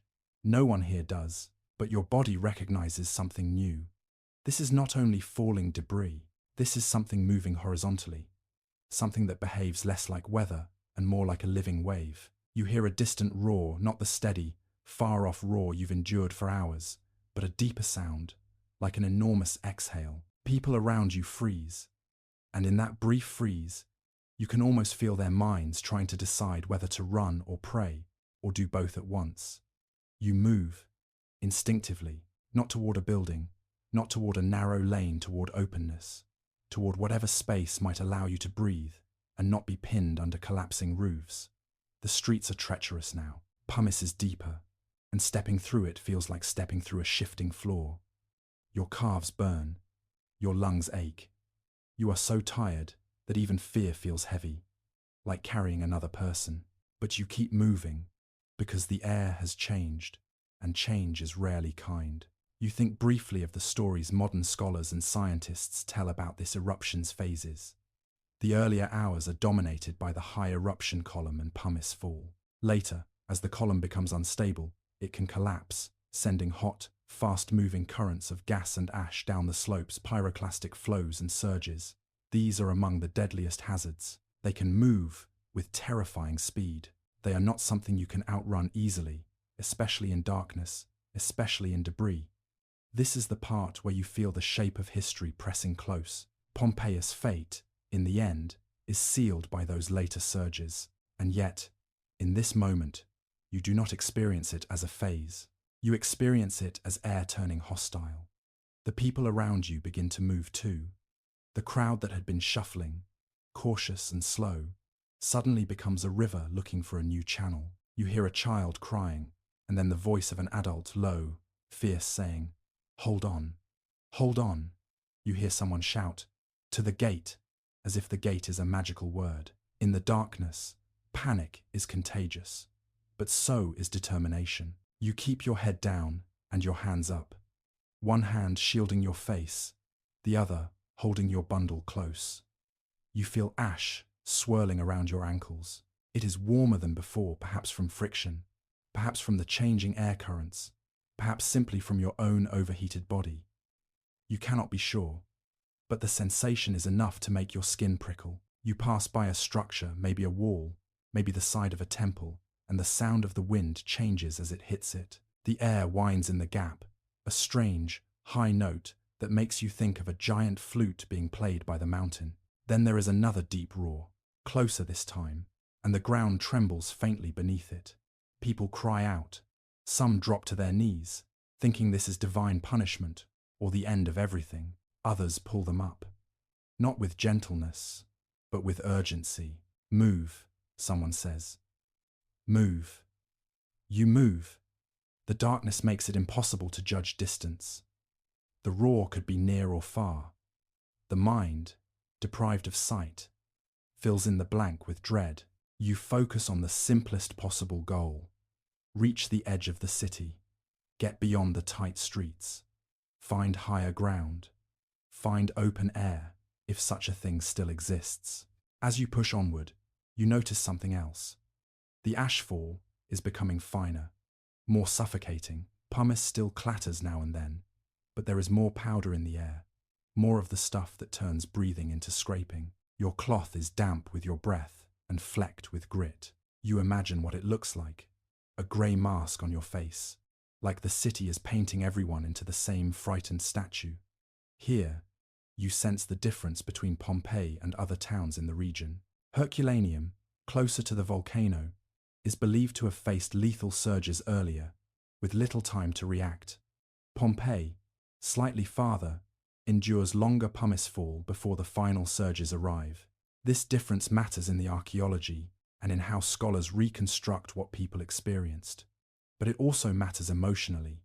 Pompeii gives you time, hours of it, to exhaust yourself with choices.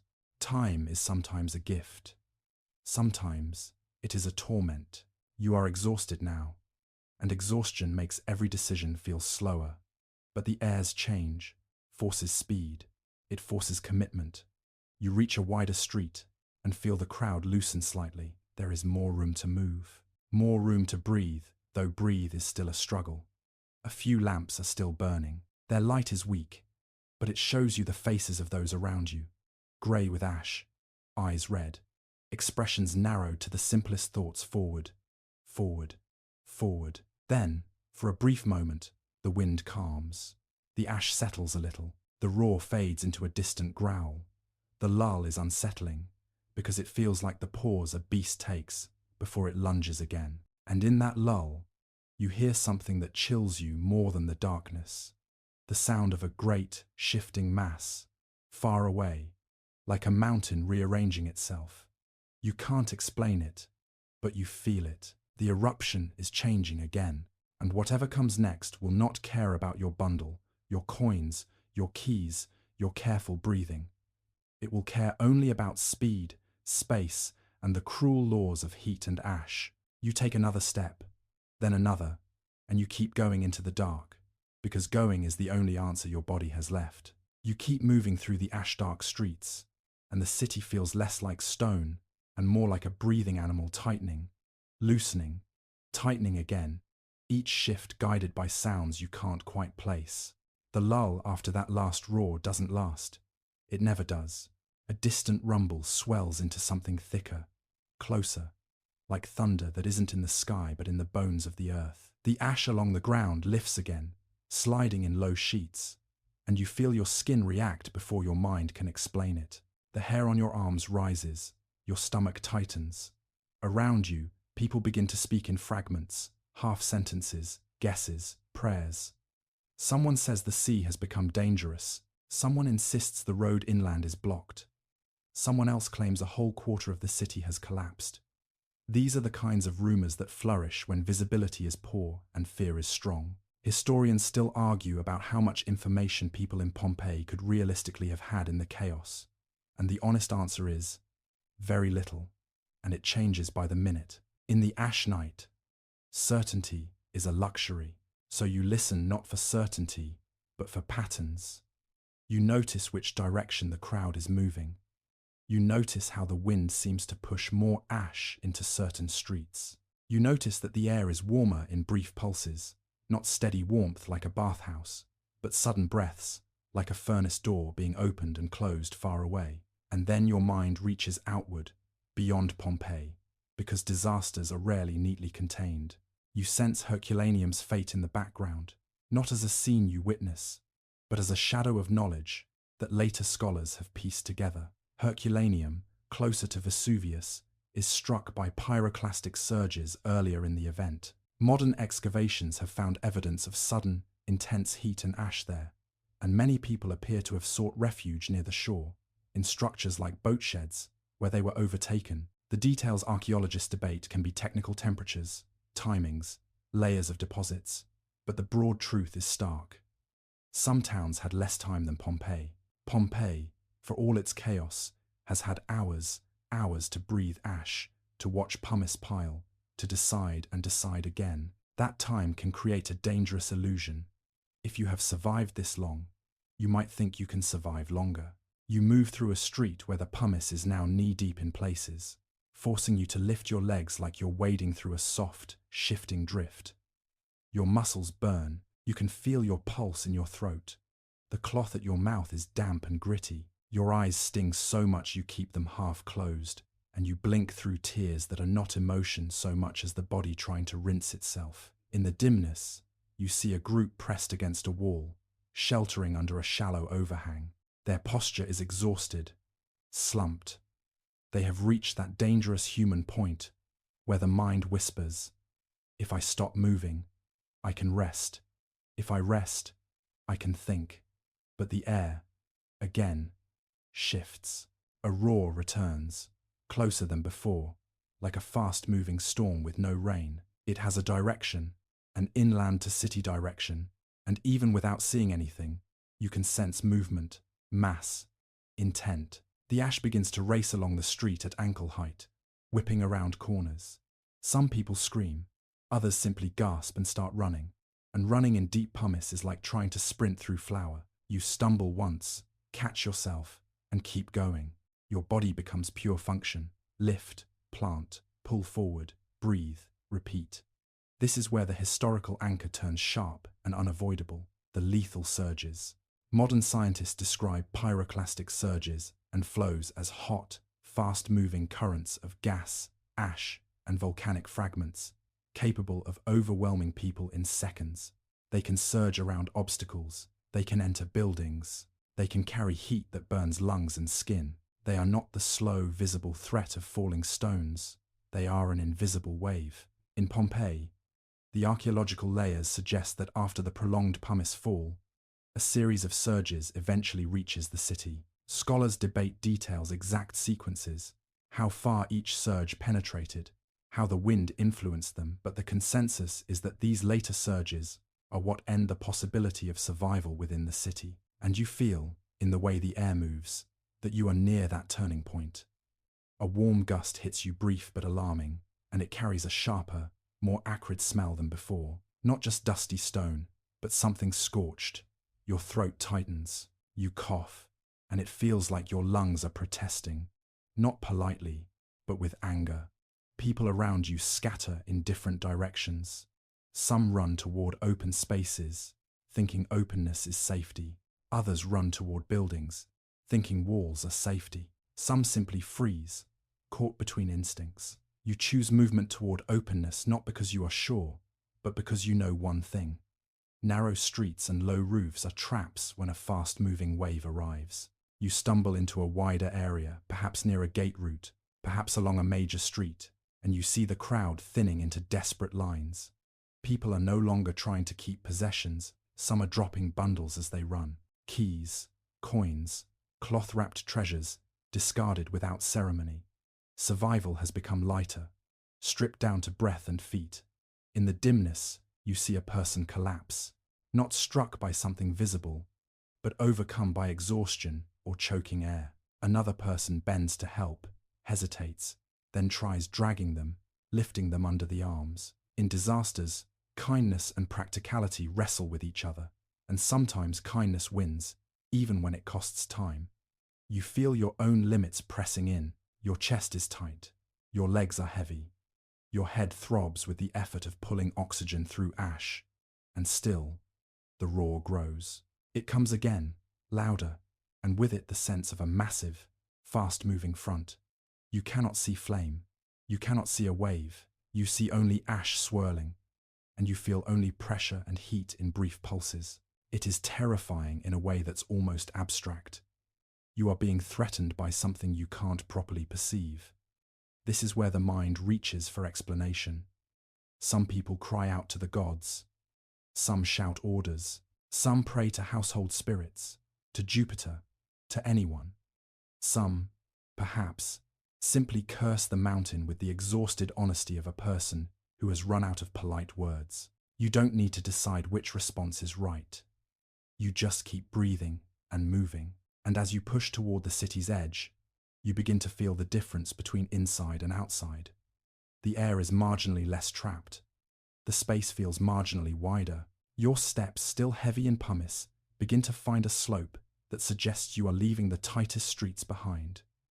You can't know, in the moment, exactly how close the lethal surge is. You can only sense that the city behind you is becoming less survivable by the minute. You hear, one more time, a deep, rushing sound that seems to fill the whole world. And in that sound, you understand something with sudden clarity. Pompeii's long struggle with falling stone has been a brutal test of endurance. But what is coming, what is now arriving, is not a test you can endure by waiting. It is a wave you must not be caught beneath. You force your legs to keep lifting through the drifts. You keep moving toward the edge of the city, into whatever uncertain darkness waits beyond, because beyond, however hard, still holds the possibility of air. You are so tired now that even your fear feels slow. Your legs are heavy, and the pumice drifts keep grabbing at your ankles like soft hands that don't want to let go. Your cloth mask is damp and gritty, and every breath has to be negotiated, your lungs asking for air, the air offering dust. Behind you, the city is still making noise. The dull thunder of distant collapses, the murmuring roar that comes and goes like an enormous creature circling, the bursts of shouting that rise and then vanish into coughing. But the sound you notice most, because it is new, is the way the air itself begins to rush. It's not only a gust anymore, it's movement with weight. The ash near the ground lifts in a sudden, coordinated sweep. It slides along the street as if pushed by an unseen front, and for a moment the darkness seems to have direction, like a wave choosing a path. You feel your body react before your mind can label it. Shoulders tighten, chin drops, your steps speed up even though your muscles protest. This is the surge that ends the waiting. Modern scholars use precise language for it: pyroclastic surges and flows, the collapse of an eruption column, hot gas and ash racing outward. But to you, here, it is simply the moment when the disaster stops being something that falls from above and becomes something that arrives. The sound swells a deep, rushing roar closer than before, and the warmth in the air is no longer a brief pulse. It becomes a presence, a pressure, as if the world has opened an oven door somewhere nearby. People around you break into full running, and you see the limits of the human body written plainly in ash and motion. Some can run, some can only stagger, some fall and do not rise quickly enough. Others try to pull them up, hands slipping on dust-coated fabric. You push yourself forward, not elegantly, not heroically, just insistently. One foot lifts, the other follows. Breath in, breath out. Lift, plant, pull. In this moment, the idea of choice narrows to its sharpest point. Keep moving, or be overtaken. A gust hits you from behind. Warmer, thicker, more choking. The cloth at your mouth feels suddenly insufficient. Your eyes water fiercely. You cough, and the cough is desperate, scraping. The people nearest you cough too. A chorus of lungs complaining at once, and then the air grows darker, somehow, as if the ash wave has thickened the night. You realize that you are no longer simply moving through a storm. You are at the edge of a moving front. You cannot see it like a wall. It doesn't have a clear shape, but you can feel it in the pressure on your skin and in the way sound changes, becoming louder, closer, more enveloping. It feels like the whole atmosphere is leaning forward. Someone screams a name, someone answers. Someone else prays aloud. Another voice barks an order, this way. And in the dark you follow any voice that sounds like direction, because direction is more valuable than certainty. Your feet find a slight slope, and you realize you are moving toward the city's outskirts, toward roads and fields and villas beyond the walls. The city's stone boundaries, which once felt protective and civic, now feel like constraints you are lucky to be escaping. The roar swells again. For a moment, you think you feel heat on the back of your neck, an alarming sensation that makes you duck your head and hunch your shoulders. You do not wait to interpret it. You simply move faster. This is one of those terrifying truths about pyroclastic surges. They can overwhelm in seconds, and they do not require you to be directly at the volcano's slopes. They can travel far. They can flow around obstacles. They can enter streets, courtyards, and buildings. They are not stopped by a closed door the way rain might be. And yet, here is the narrow, fragile thread of hope. Not every surge penetrates equally far with equal force. The eruption can send multiple surges, some weaker, some stronger, some reaching the city, some not, depending on collapse dynamics and wind. This is part of why archaeologists find complex layers and why scholars debate the precise sequence. It suggests that there may have been moments of partial reprieve, moments when the threat receded slightly, giving a few more breaths to those still moving. You cling to that possibility without naming it. You cling to the simple experience. You are still on your feet. You burst through a gate area or a widened opening, some transition, where the city's dense stone gives way to more open space. The ground underfoot changes. There is less wall beside you, more sky above, even if that sky is ash. The air is still terrible, but it feels less trapped. Beyond the city, you can sense the countryside, even in darkness. The faint smell of plants crushed under debris, the invisible presence of vineyards and orchards, the shapes of low stone walls, the silhouette of a villa's roofline against the ash-lit gloom. The crowd spreads out here, no longer forced into narrow channels. People scatter toward whatever seems like higher ground or clearer air. Some move toward the main Roman roads, thinking the roads will lead them to safety. Others move toward hills. Some stop, bent over, hands on knees, coughing, unable to go farther without a moment of rest. You do not rest long. You've learned that stopping invites the body to quit. A sudden brighter flicker in the distance, lightning-like flashes within the ash cloud, caused by static and ash particles, briefly illuminates the scene. Volcanic eruptions can generate this eerie lightning, and even if you see only a hint of it, it is enough to make your skin go cold. The sky itself crackling like a storm made of stone. The flash reveals silhouettes, people coated in ash, moving like ghosts through a field of pale drifts. It reveals a road line, stones buried, but still guiding. It reveals Vesuvius as a darker mass against a darker sky, crowned with a churning column that looks like a living thing. Then darkness again. You hear another roar, another surge perhaps, or the same one shifting. The sound rolls over the countryside like a heavy blanket being snapped out in the air. You flinch and keep moving, because you no longer trust stillness. In the distance, you hear cries that thin out as people spread. In open space, voices do not bounce and echo as strangely. They fade. They become individual again. Your breath is ragged now. Your throat feels raw. Your eyes are swollen with grit. Your hands, when you wipe your face, come away grey. And in that exhausted, half-blind state, you feel the strangest thing. A small, stubborn gratitude that you have reached open ground. Pompeii behind you is still there, but it is becoming something else.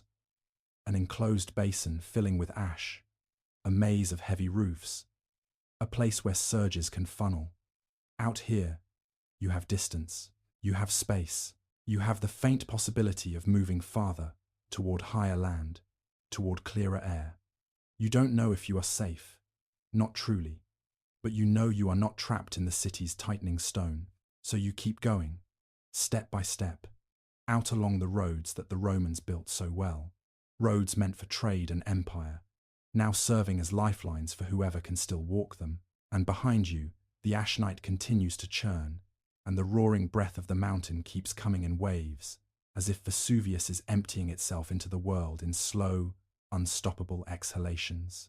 You follow the road by feel more than sight. The Roman stones beneath the drifting pumice give your feet a faint, dependable pattern, hard edges under softness, like a familiar song played quietly under a louder one. The road is doing what roads do, offering direction when everything else has become uncertain. Behind you, Pompeii is a dark mass in the ash night. You cannot see its streets anymore, only the idea of them, and sometimes the sound of them, distant collapses, occasional cries, and the continuous hush of ash settling over rooftops and courtyards. Ahead, the countryside is not comforting, but it is open. And openness, right now, is the closest thing you have to mercy. You move through a landscape that would be beautiful in ordinary daylight.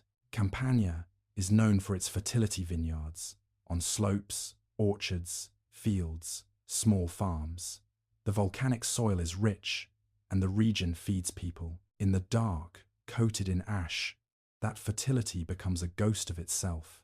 Leaves and grass are buried under pale grit. Plants bow under the weight of fine debris.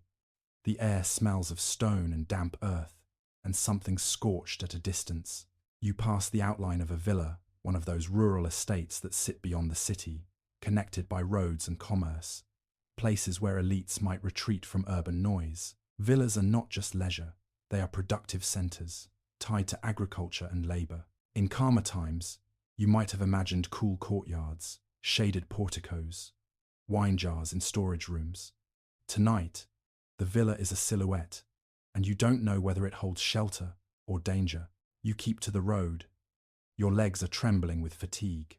Every step is an argument between will and muscle.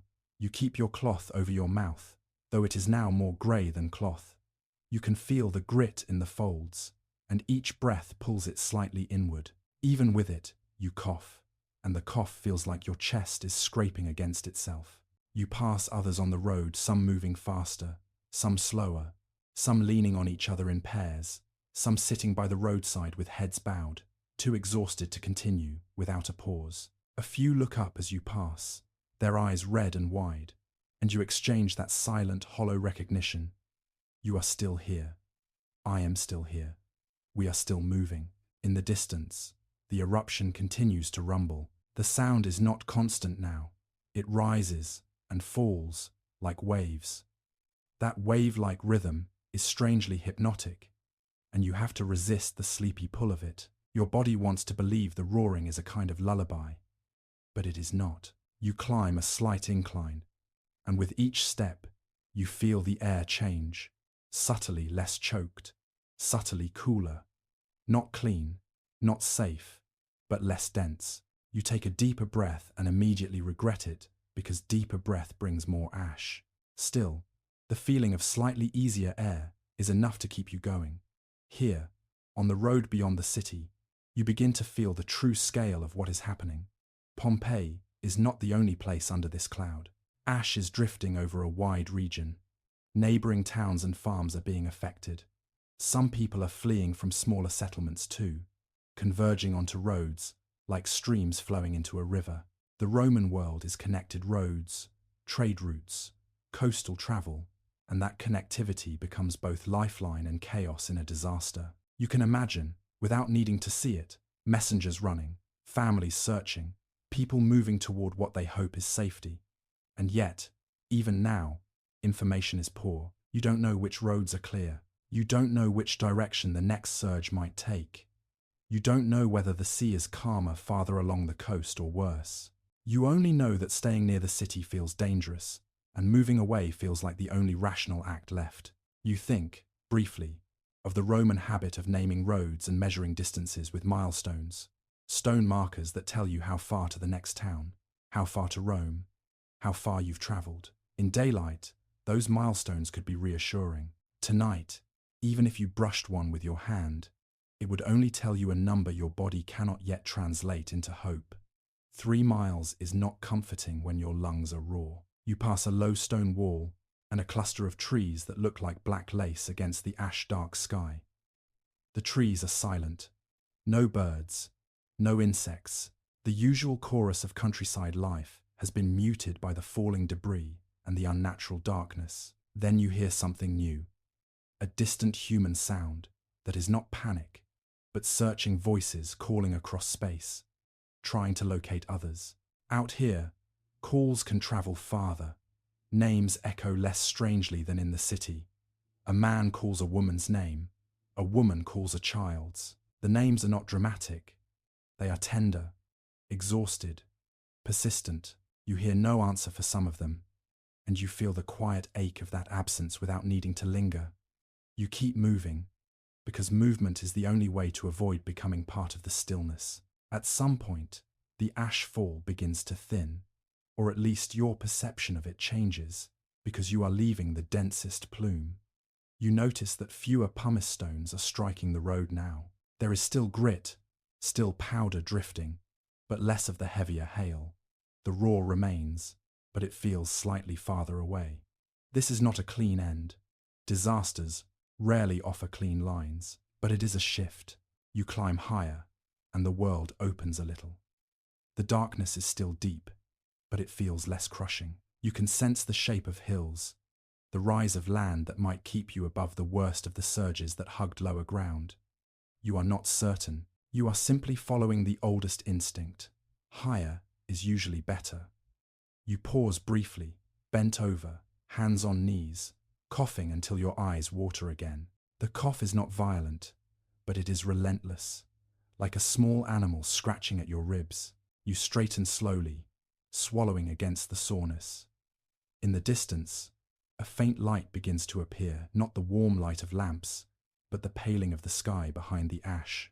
It is not dawn yet, but it is a suggestion that time is continuing, that the world has not ended in total darkness. You think about how Pliny the Younger described the emotional atmosphere across the bay. People praying, people crying, people believing the gods had abandoned them, people believing the world was collapsing into chaos. That sense of end of the world is a common thread in disaster accounts, ancient and modern. When the sky turns dark and the ground shakes, It doesn't feel like a local problem. It feels cosmic. And here is the interpretive truth that settles in you as you stand on this road. Disasters strip the world down to the most basic human questions. Where is breath? Where is shelter? Where is the person I love? Where is the next step? Everything else, status, routine, plans, becomes ash. You take another step, and another, and slowly the road carries you farther from the city's basin. Behind you, Pompeii is being buried, roof by roof, street by street, becoming a sealed memory even as people still struggle inside it. Ahead, the countryside is uncertain, but not closed. You follow the Roman road past dark vineyards and ash-coated fields, moving toward higher ground, toward thinner air, toward the faintest promise that you might live long enough to see morning. You keep walking until walking becomes less of an action and more of a state. One foot, then the other. Lift, plant, pull forward. Your body has reduced itself to essentials, the way a candle reduces itself to flame and wax. Behind you, the roar of Vesuvius is still present, but it begins to feel less immediate, still enormous, still unsettling, yet farther away in the way distant thunder is farther away than thunder right overhead. You realize, with a quiet surprise, that you can hear other things again. The scrape of pumice under sandals, the soft sob of someone trying not to sob, a voice murmuring reassurance in a low, continuous stream. You are deep in the aftermath now, not the after of calm, but the after of a world that has been rearranged. The air is still dusty, but it is less suffocating than in the city. Each breath is slightly easier. The cloth at your mouth is still useful, but you don't feel like you're inhaling gravel with every inhale. Your eyes still sting, but you can open them a little more, and in that small improvement, you feel the first fragile edge of relief. You reach a point where the land rises enough that you can look back, if look is the right word, in this dimness. The horizon is still ash-muted, but you can make out the general direction of the bay and the darker, more concentrated mass of cloud over where Pompeii sits. The sight is strange, because it is both spectacular and wrong. A huge, towering cloud, heavy at the base, crowned with a spreading canopy. Occasional flickers within it, volcanic lightning, or distant flame-like glows, make it feel alive. The world you knew as sky has been replaced by a moving ceiling. You stand for a moment and let your body catch up with itself. Your lungs ache, your throat feels raw, your legs are trembling with fatigue, and when you swallow, you can feel the soreness along the back of your mouth, as if you've been shouting all night even if you haven't. Around you, other survivors gather in scattered groups on the roadside, near stone walls, under trees that are dusted grey. Some sit, some lie down, some remain standing, as if afraid that if they sit, they will never stand again. You notice, in this calmer space, the sudden return of social reality. In the city's crush, everyone was just a body trying to move. Out here, you can see differences again. A person with a good cloak and sturdy shoes. A person with torn clothing and bare feet. Someone still clutching a small pouch. Someone with nothing but the ash on their skin.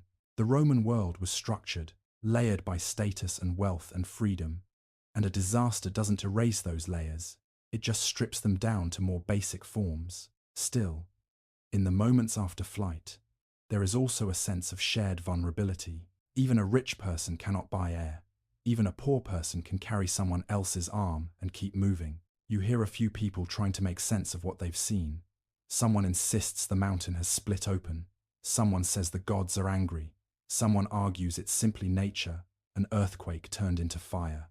People search for explanation, because explanation is how the mind tries to regain control.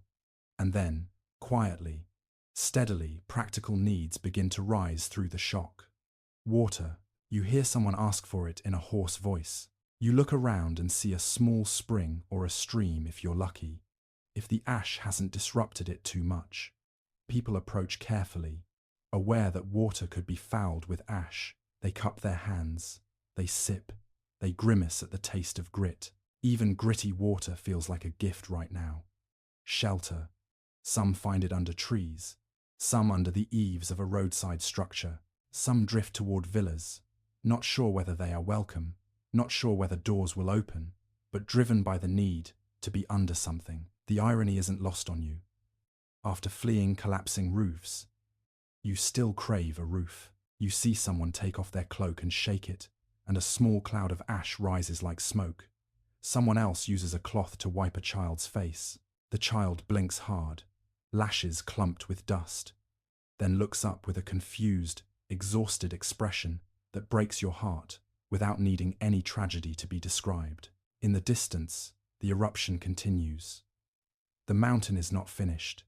It may send more surges, more ash, but the immediate, crushing threat feels slightly reduced here, and that reduction changes the entire emotional texture of the moment. You begin to notice the deep quiet that follows mass movement, the way people stop speaking, because speaking costs breath, and because words feel too small. The world becomes a series of small gestures, handing water, adjusting a cloak, leaning a shoulder under someone else's arm, pointing toward a path. And as you stand among these survivors, you sense the beginning of the long question that follows every catastrophe. Who is missing? Names begin to be spoken again, but now they are spoken with fear rather than direction. Have you seen? Where is? Did they come out? The answers are often uncertain. I don't know, not since the Forum. We were separated. Each sentence is a small loss. Historians, centuries later, will never be able to reconstruct every reunion, every separation, every moment of choice on the road. Archaeology preserves objects and buildings and bodies. It does not preserve every conversation by a roadside under an ash-dark sky. What we can say carefully is that many people did escape Pompeii and the surrounding region. The Roman world continued. Towns were rebuilt or shifted. Refugees moved. The empire absorbed shock as it always did, through bureaucracy and property transfers and the stubborn continuation of life. But we can also say, because the buried city will later show it, that many did not escape. You feel that dual reality settle in your chest, survival and loss braided together. As time passes, minutes, hours, you sense the world lightening, not to bright day, but to a dim, ashen dawn. The ash cloud thins enough that the sky becomes less like a lid and more like a ceiling with cracks in it. Pale light leaks through. The landscape emerges in grey tones. Hills, fields, roads, scattered figures. You can see your own hands better now, grey, trembling, nails rimmed with dust. You can see the layer of ash on your clothing. You can see the way pumice has collected in folds and seams like unwanted sand. In this new light, the eruption's scale becomes more visible and more surreal. The plume rises like a monument. The ground is coated. The air is still hazy. And you realize you are standing in a world that will soon be described, interpreted, argued over by historians and scientists. Some will focus on the geology column collapse, surge layers, deposit thickness. Some will focus on the human story, flight paths, social patterns, artifacts found with the dead. Together, they will try to understand not just what happened, but what it meant. Right now, though, meaning can wait. Right now, you are simply alive on a roadside, lungs sore, eyes burning, body exhausted, and the shock of survival slowly settling over you like a second layer of ash. You take another sip of gritty water, and you let the taste remind you of the present, harsh, real, and still breathing. You remain on that roadside as the world slowly brightens into a dull morning, the kind of light that feels borrowed rather than earned. The air is still grey, and the sun, when it finally makes itself known, is not a clean golden disk, but a pale stain behind drifting ash. The countryside looks as if it has been dusted and muffled. Leaves sag under powder, stones have lost their colour. Even the road seems quieter, its proud Roman lines softened by debris. And with the return of light comes the return of counting. People begin to look at one another more carefully, to recognize faces beneath ash masks, to ask again, who came out and who didn't? You hear names repeated, not shouted now, but spoken with that strained gentleness that tries not to frighten the person asking. You see a woman scanning every cluster of survivors with a fixed, desperate focus. You see a man sitting on the ground, elbows on knees, staring at nothing, his hands empty, as if he can't quite remember what he used to hold. Some reunions happen right in front of you, a cry sharp, disbelieving, then someone running, slipping in ash, then arms around shoulders, foreheads pressed together. The relief looks almost painful, like a muscle cramp turning into a release. People laugh and sob at once. They say each other's names repeatedly, as if saying the name makes the person more real. And then there are the reunions that don't happen. Silence becomes its own kind of answer. A name is called, and no one responds. Someone walks farther down the road, asking strangers. Someone returns, with eyes lowered. In the ancient world, as now, not knowing is a particular kind of torment worse than certainty, because it keeps the mind running in circles. You sit for a moment, or lean against a low wall, and you let your body tremble as the adrenaline drains. The soreness in your throat is more noticeable now that you're not constantly forcing yourself forward. Your lungs feel bruised. Your eyes feel gritty. You rub them carefully and regret it, because ash and eyes are not friends. Around you, the practical work begins, because humans cannot sit in shock forever. Some survivors begin to move again, heading toward other towns, Nola inland, perhaps, or other settlements along the bay that seem less affected. Roman roads, those hard-edged arteries of the empire, become routes of refugees. You can imagine wagons arriving later, officials asking questions, property disputes beginning to simmer, and the slow bureaucratic process of life trying to resume. Others approach villas, hoping for shelter or water. The villa owners, if they are present, must make choices too. Open doors, ration supplies, protect their own households. In the Roman world, charity exists, but it exists within a society structured by hierarchy. Who gets help, and how, is shaped by status and connection. Disasters reveal compassion, and they reveal inequality, often at the same time.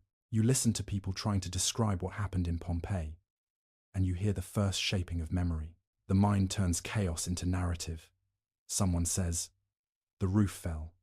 Someone says, the sky went black. Someone says, the air burned. These are not poetic exaggerations. They are attempts to fit an impossible event into human language. And somewhere, far across the bay, Pliny the Younger will later put his own experience into words describing the cloud, the darkness, the panic, the sense that the world might be ending. His letters will become famous not because he is the only witness, but because he is the witness whose words survive. History is often shaped by survival in more than one sense: survival of people and survival of testimony. In the days and weeks that follow, the region will change. Ash will be cleared in some places. In others, it will remain. Pompeii itself will be buried under meters of deposits, sealed in a way that makes return nearly impossible. The town will not simply be abandoned overnight in one clean moment.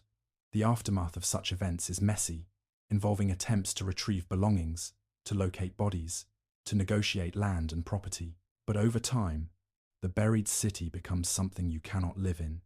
It becomes a hill, a silent mound, the outline of a place that used to be loud. Centuries pass, and then, in the long unfolding of time, the buried city is found again. In the 18th century, systematic excavations begin in the region, first at Herculaneum, then at Pompeii, under the Kingdom of Naples. Archaeologists and workers peel back layers of ash and pumice, revealing streets, houses, wall paintings, inscriptions. The world is astonished. Pompeii becomes a sensation in Europe, shaping art and imagination, influencing what we call neoclassicism, and changing how people think about the Roman past. But the rediscovery is not only a romantic story, it is also a story of evolving archaeology. Early excavations sometimes prioritized treasure and spectacle.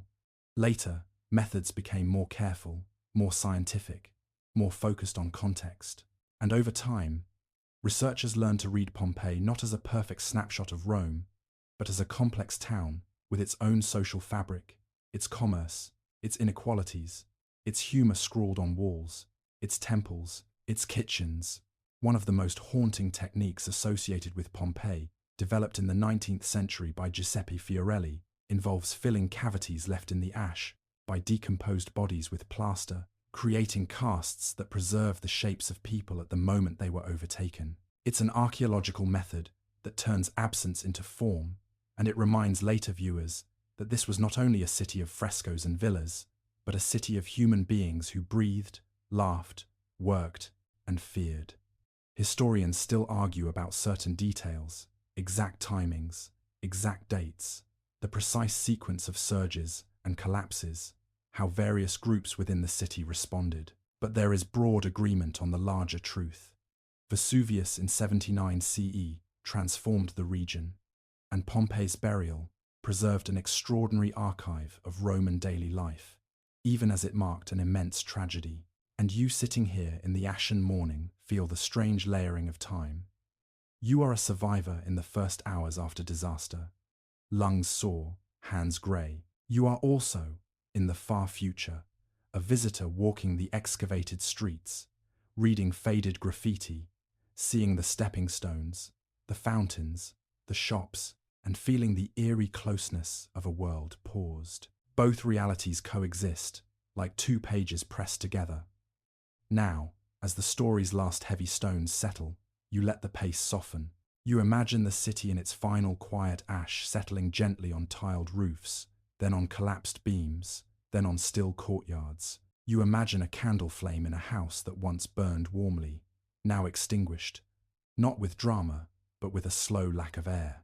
You imagine streets emptied of voices, the forums proud, stones muted under powder, the painted walls sleeping behind layers of grey. You feel the road beneath you, solid and ancient, and you remember that you are not there anymore, not truly. You are here, in your own safe room, in your own bed, with your own steady breath returning. The turmoil belongs to the past. The mountain's roar is a distant echo carried by history, not by your window. The world outside your blankets is calm, and inside, the mind can let go.